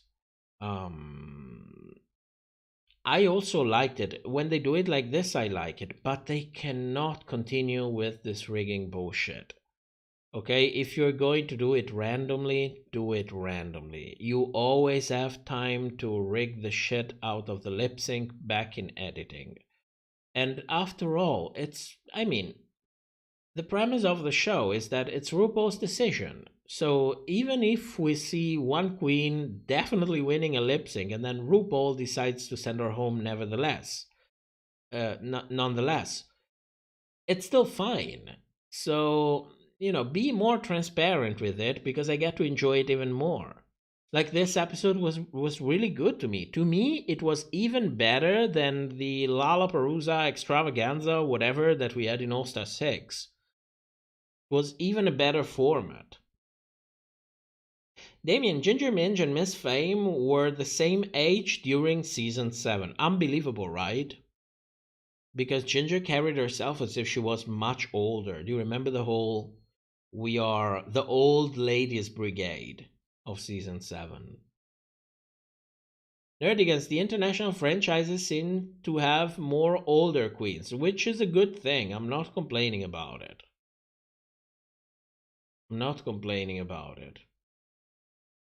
Sen, you're just trying to get rid of season 13, though. That's why you don't remember anything from that season. I don't know, it was traumatic. I wasn't expecting a 16-episode season. A bad season with 16 episodes. That was too much. That really was traumatic.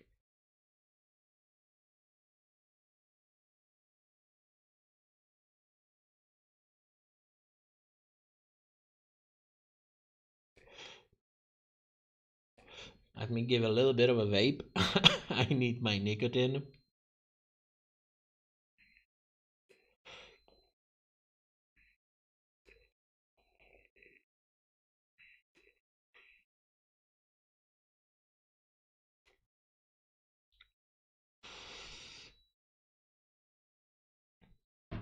Maratha, thank you so much for your videos dedicated commentary.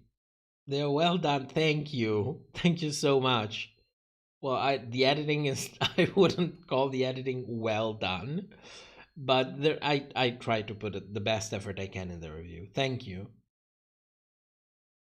Damien, the bitter old lady brigade. Yes, it was a thing back in season 7. It actually was a thing. A lot of people bought into that. A lot of people thought Ginger was like 35. And let's be honest, apart from Ginger's edit, that was their best chance to actually crown a big girl. I know. Back in the time when, there was the finale and Ginger was like, "Oh yes, it's time." Not the finale, it was the last episode. Ginger was like, "It's time for a big girl to win this competition." It felt really cringe. Because, you should win because you deserve it, not because you embody a category and now it's your turn to win.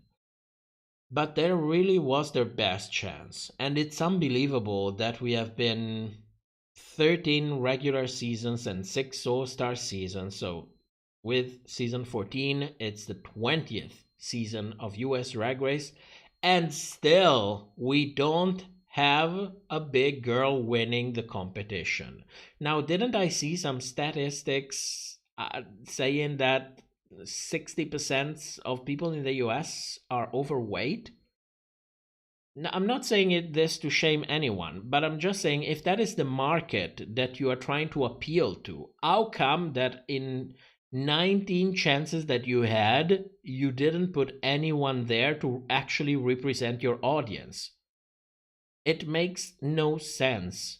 It literally makes no sense, especially because when it comes for black representation, for example, they always have a spot for an African American or a queen of color not portrayed as a villain in their top 4, at least in their top 4. So for me, it makes no sense that we never had a big girl winning Drag Race US. It makes no sense. Fulani, I'd just be a little nervous for our front runners that aren't lip syncers and our low queens that are lip sync assassins. I was a little nervous for Angie. Well, Angie did good in her talent, so I didn't think she would go home. I will put it like this, no matter what happened. Also, I really thought that, you know, one way or the other, Jasmine was the one that was going to go home. Now, for the top 4, that depends on who is actually going to be in the top 4. But I don't see why Angie couldn't easily win the lip sync for the crown as well. Bella, for the All Stars format, do you think the bottom queens should plead their case against each other on stage? Make some drama backstage and spare us for watching it twice. It's never going to happen. It's never going to happen. Even though I would really like it. See the queens actually argue why they deserve it more. Like actually argue, not argue in the sense of arguing, sorry, discussing. You know, properly discussing, bringing in their theory, bringing in their evidence, like really discuss, like arguing a case in court. You know, something that they tried to do in season 5. I don't know if you remember, but back in the day, they actually brought in an expert. You know, there was a moment in which, I don't know, she was coaching Roxy, and she was like, yeah, I get what you mean, but that is a pageant answer. We need hard evidence in here. I would like something like that. I would like something like that. Shitty Pie was going to be the big girl winner, but she was crooked, and thank God for that. Thank God for that. Even though I don't think she would have won regardless. I think Gigi was the one. It was Gigi's turn to win for me. It was her turn. Because at some point they started alternating look queens and campy comedy or weirdo in quotes queens, and you know, alternating them. It was time for look queen to win. So for me it was Gigi.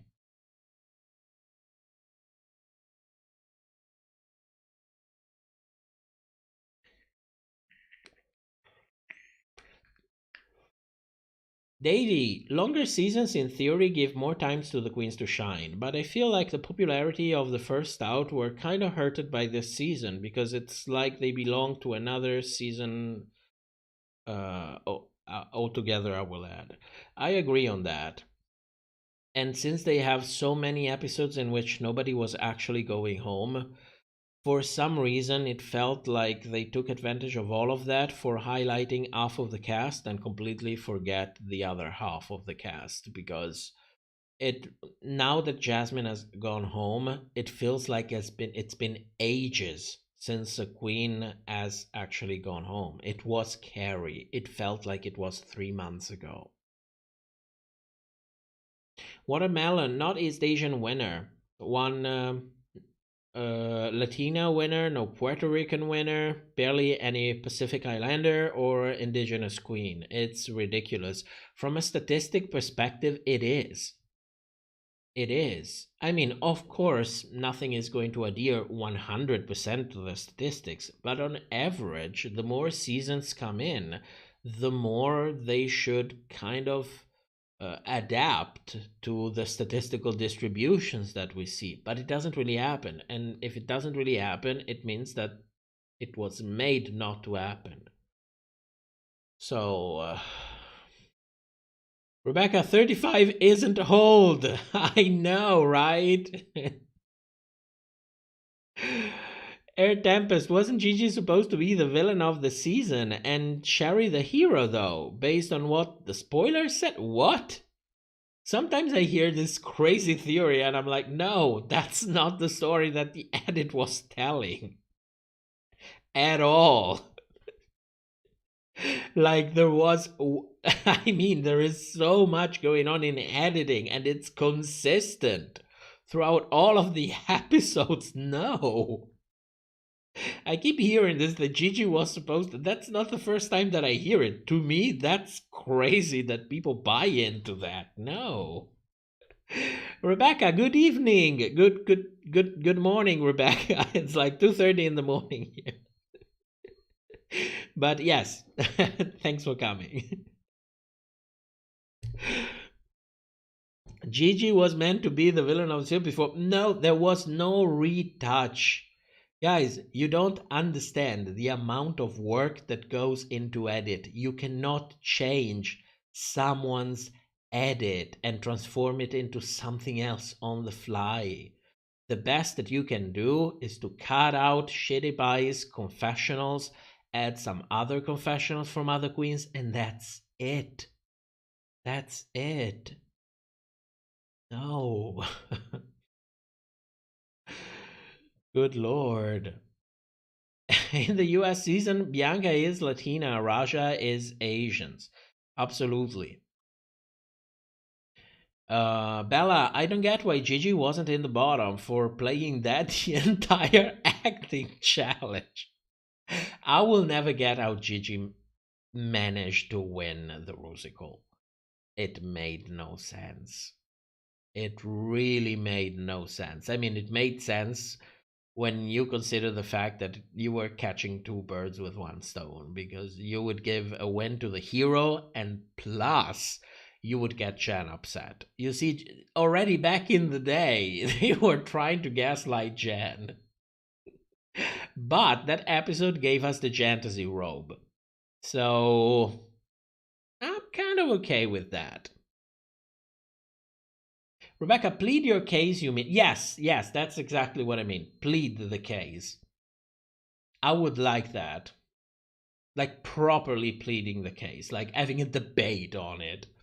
It would be gaggy.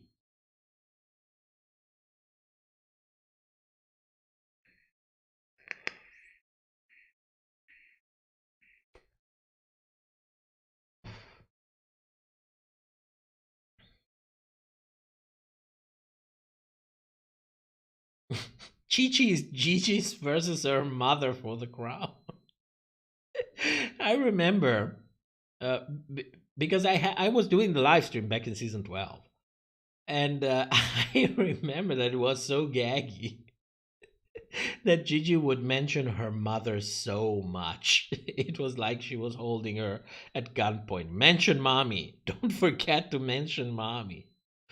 I don't know. I had the idea that she had a very overpowering mother figure, but it's just an idea.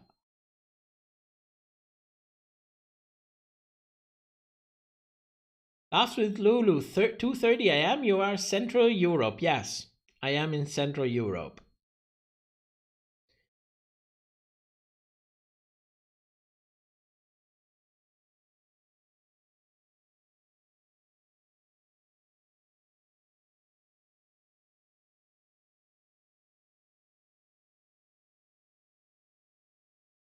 No, we're not Nerdgals. We're not counting the spin-offs.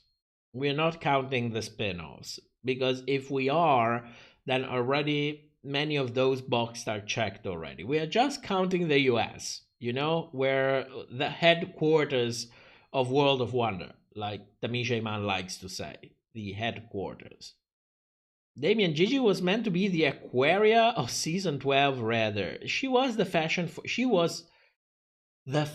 forward queen. Do you remember that they kept saying, it's so fashion, it's so fashion, it's so fashion, and everybody else was like, that's a costume. She's wearing costumes. Nothing wrong with that. I live for costumes in drag.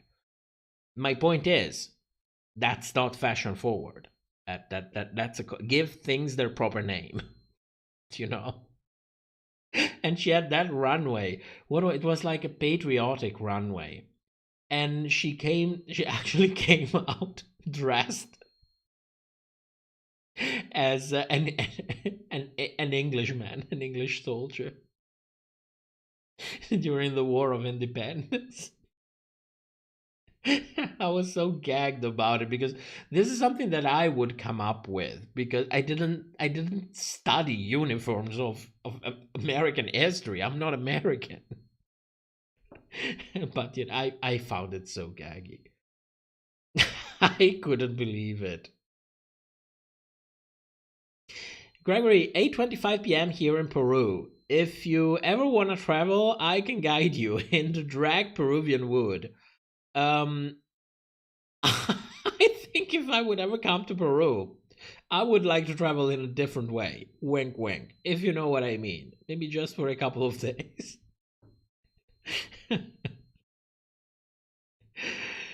Rebecca, excuse my manner, I just woke up. No worries. No worries.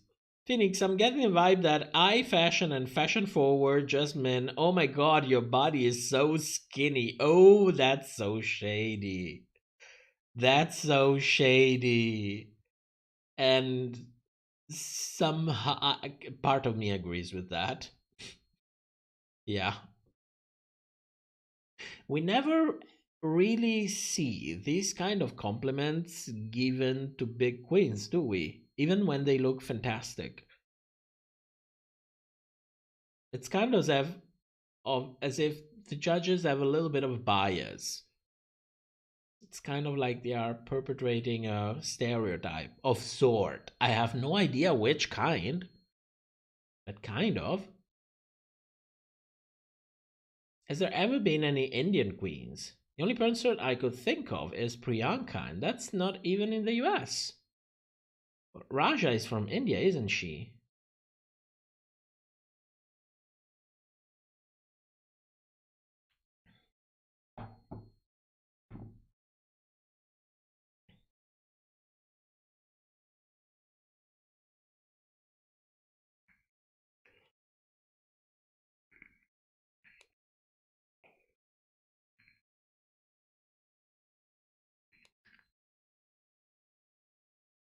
Yes, Rebecca, that would be a disaster.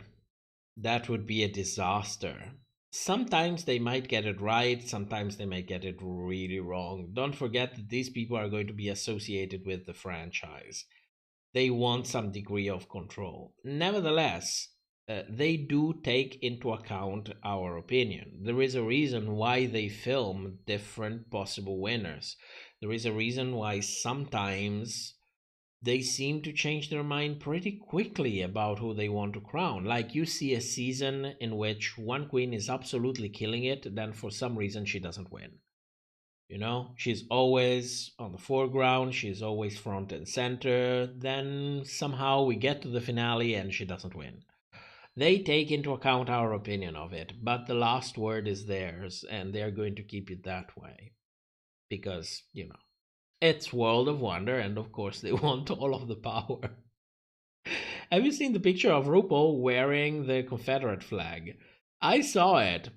But I don't know the context for that. And context is half of the story, so I don't know if it was supposed to be a parody number. I don't know if it was a mocking number, so I don't know the context for it. So it's impossible to, you know, judge what's actually going on. Nerdigans, Raja is from Indonesia. Okay, well, my knowledge of geography is somewhat limited. Let's say Asia. so that we can cover up the fact that I don't know where all of the many nations of Asia actually are. Rebecca, any idea or fantasy about Gigi's mom? I don't know. In my fantasy, I had kind of this feeling of like you have these stereotypes of some parents trying to live through their children, like have them accomplish things that they never managed to accomplish, and so on. They can be kind of pushy with it.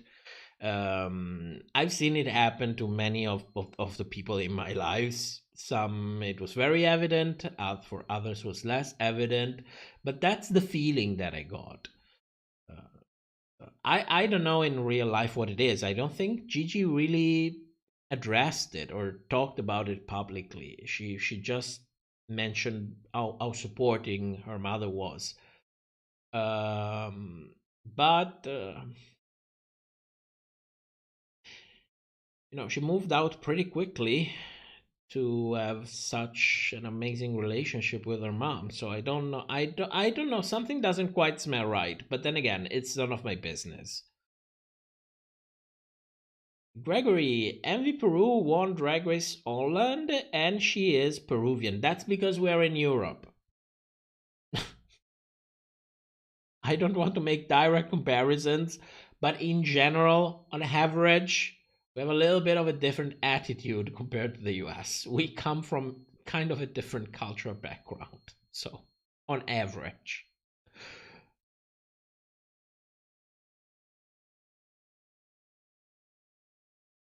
Mel W., the Confederate flag dress was from To Wong Fu. Ru was playing a queen named Rachel Tension. Oh, okay. I watched that movie. How come? And RuPaul was in that?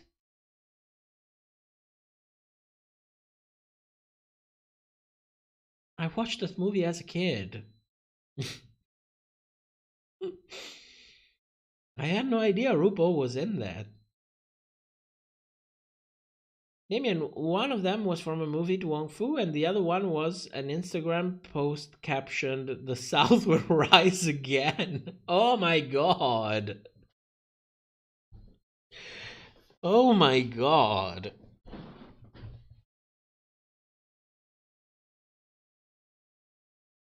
D15, do you think they could make a kind of all-star season, like with Lip Synca, Lady Bunny, Peaches Christ, Jackie Beat, Coco Peru, and other legends? If yes, who do you think would win? Well, first of all, I think you forgot Sherry Vine. Second, I don't think they would do it. I think that this old and more seasoned queens, this is queens that have basically worked on their they basically worked on their careers for the past 30 years. They have really no incentive at putting their image on the line. So if anything, I don't think it would be a World of Wonder production. Another sort of production, not in the reality format, maybe. I can tell you that I would watch it. I don't think Lady Bunny would make it through, but you never know. You never know. Sometimes she can still surprise you. But I would like it because I'm naturally more drawn toward more experienced queens. So, it's nice to see a young queen from time to time because they offer this raw talent, and it has its charm. It has its charm. I will not deny that. But in general, I prefer older queens.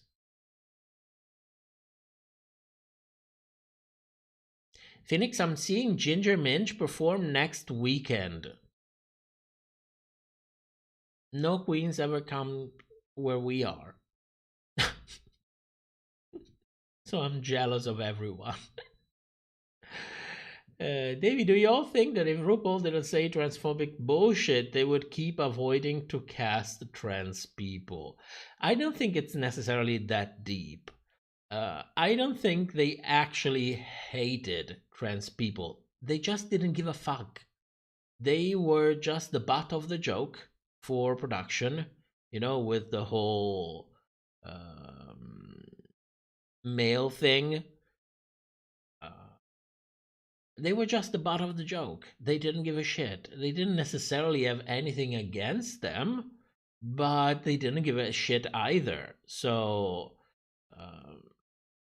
I think that the fact that a lot of people spoke out against it really helped the show, force the show into being more, into bringing a little bit more equity in the show. Yes, because at some point people sat down, and apart from the fact that some queens might agree, some other queens might disagree. If you remember back in the day, there was while Carmen was making a whole complete mess, because there was a mini challenge in season 6 called how was it called? Female or Shemale. And that draw a lot of controversy. Of course it did. Now, when you see it like with the eyes of today's, of course it did. When it happened, I didn't really understand it. So, but you had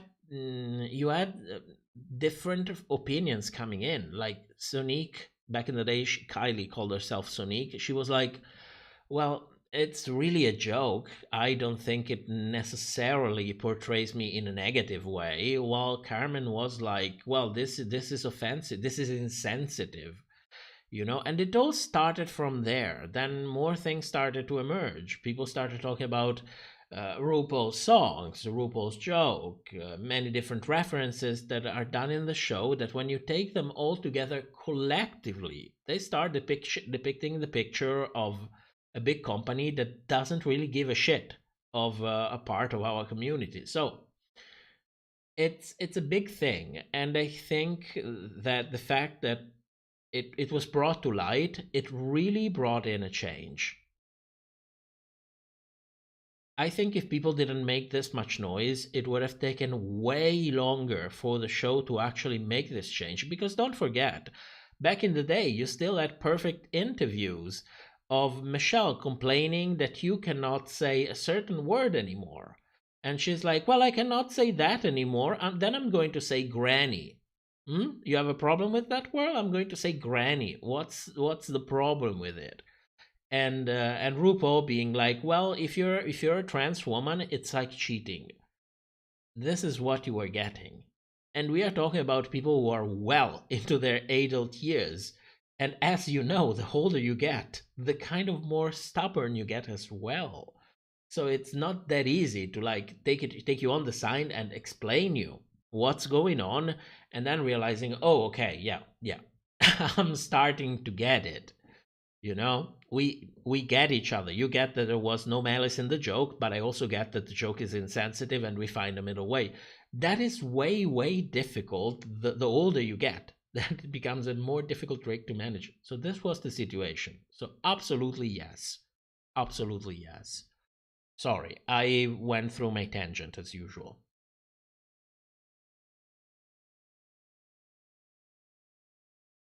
Erica, in an all-winner season, who do you think would be the first out? My God, I hope they don't do eliminations for all winners. This is like something that we talk about in every episode. But if they do, probably Monet. Probably Monet. I think she's the one that needs it the least of the possible cast. I think she's the one that needs it the least. She's doing very, very well with Bob. They have like a secure gig. She needs the exposure the least. In this instance, who of season 14 had many talents like Jinx or Bianca? None of them. None of them. You don't see many queens like Jinx or Bianca anymore. Mostly because they cast very, very young queens. I mean, Jinx and Bianca clearly had some raw talent of their own, but they also they also have a specific experience. I mean, Jinx studied acting. She has a Master of Arts, I believe. And Bianca had 20 years of experience under her belt, so they had time to actually refine the things that they were actually good at. So it's with all of these younger queens, like everybody for this season, it's almost all queens under the age of 30, if I'm not wrong. Let me check. I can confirm it. Wait a second. The oldest queen that we have is Lady Camden at 31. Then after that, we had Cornbread and June at 29. I mean, I don't know. Well, Jinx was still pretty young when she competed in season Fine. Season Fine. Yes, the famous season Fine. And she competed in season 5. But she was not that young. Let me check. 27. Jinx was 27 in season 5. So you see, I think it has a huge impact on their performance. And in a way, you cannot even really hold it against them because it's not their fault. If you don't have 10 or 15 years of experience, it's not your fault. It's not like you can command time to go back and forth as much as you please. So Damien, RuPaul had a song called Tea Chaser. Yes. She also had a song called Lady Toy. She had many of these kind of songs, but I mean, I don't hold it against her. They were different times. It had a different meaning back in the day. I would be pissed if she would actually push these songs today. Because, nobody can come to you and apply standards of today to the things that you did yesterday. But it's perfectly legitimate to the things that you're doing today. So Camden looks younger than me. Well, that depends how far the camera is. I would say she looks pretty old to be 31. D15, Sherry Vine would be disqualified for sucking everyone off.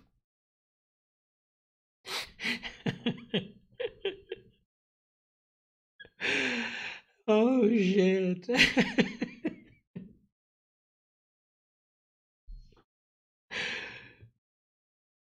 Damien, season 5 was just fine. No, it was one of the best seasons for me. It was produced so well. It was like the best produced season of Drag Race, if you ask me. If you want to create a reality TV competition, a successful reality TV competition, your blueprint is season 5. Then if we're talking about other things, yes, of course there are better seasons. But from this point of view, I think it was really the best. Daryl Harris, it really sucks that the only thing we can get excited about is looks on the runway. Yes, and when you think about the fact that most of these queens had nothing to do with them, it's also really sad. Ryan, I didn't know that Jinx was considered one of the most talented queens from the franchise. No offense. No offense taken. I believe the same, mostly because I focus more on the ability of a queen to act and sing and being able to hold the stage. So for me, you can improve on makeup. You can, have people to dress you up and hire stylists. But as Pandora said back in the day, personality is something that you either had or you don't. And everything else you can learn with experience. So yes, I think so. Most well-rounded, I don't no, I wouldn't know. But one of the most talented, I think so. I think so. Nerdigans, there's a reason why Canada, Thailand, and Spain are superior franchises. Production doesn't treat the queens like crap. Oh yes, I agree with that. The whole thing of having them on hard ice because everything needs to happen on camera is really fucked up. And you know, this desperation of trying to catch them into going into emotional overload, so you need to film every fucking confessional every day of filming. It's just sad and stupid. You know, it makes way more sense to just sit down at the end of the season, film all of the confessionals in one go, as they do in every season, and call it a day. It's just so much. It's too much. They want so much power, and I don't know. Phoenix, the Born to Do drag thing, while I joke about it a lot, shows exactly what the show prioritizes. Skinny, young, pretty queens who lip sync, maybe, and do looks, maybe. You're so shady, and I love it, because, you know, you kind of have a point in there.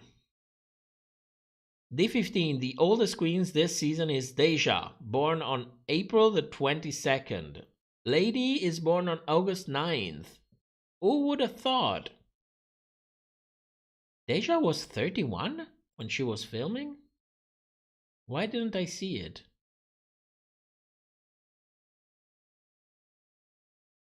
Oh, you're right. You're right.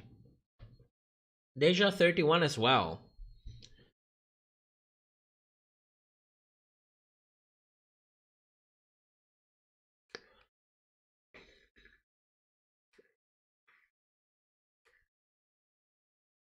Well, talking about looking like your age, I didn't expect Diabetes to be 25. In my mind, she was like 30. I was shocked to find out she was just 25.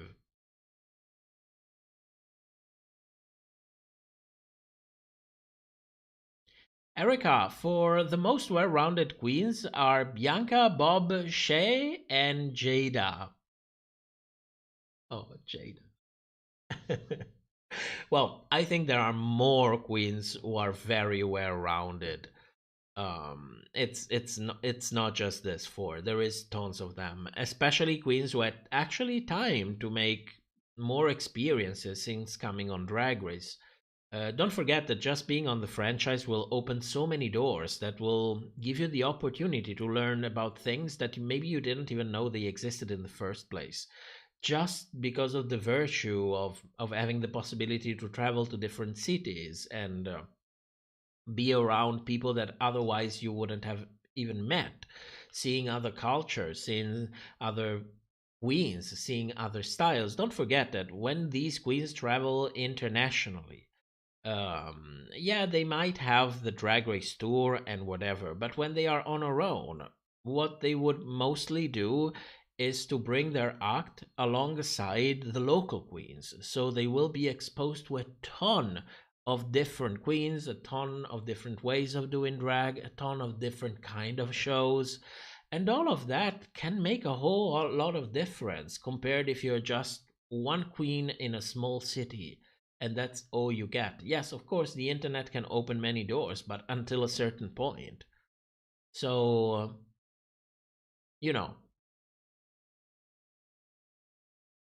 that's also one of the reasons why queens from earlier season kind of have an advantage in appearing very well rounded compared to newer queens. Like nobody would ever say, for example, Simone is a well rounded queen.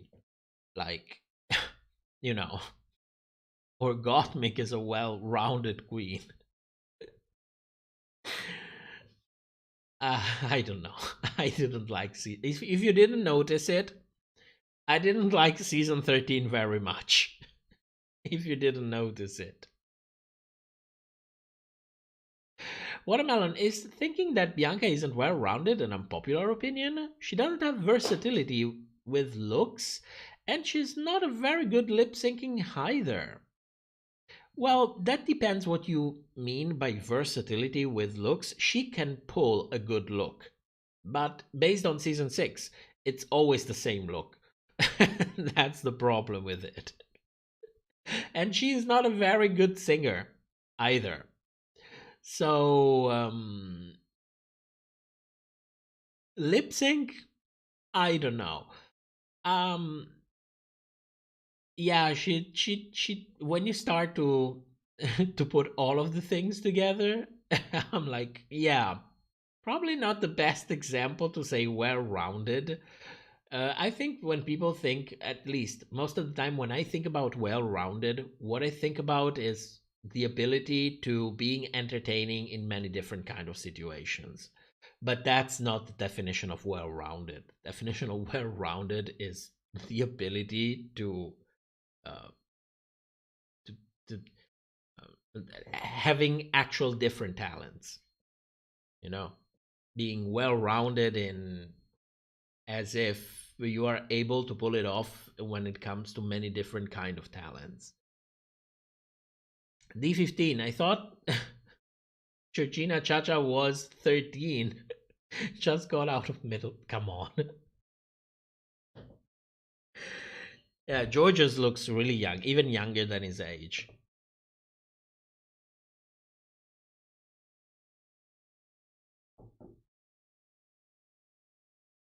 He reminds me of Angina. Angina, I don't know if it's the Asian heritage, but to me, she's been looking 25 for the past 15 years.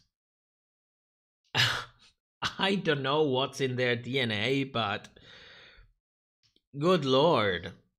Good lord. Yes, I'm jealous. Of course, I'm jealous. Nothing wrong with getting a little bit of lines here and there, but, you know. It would be nice knowing that when you turn 60, you still look 35.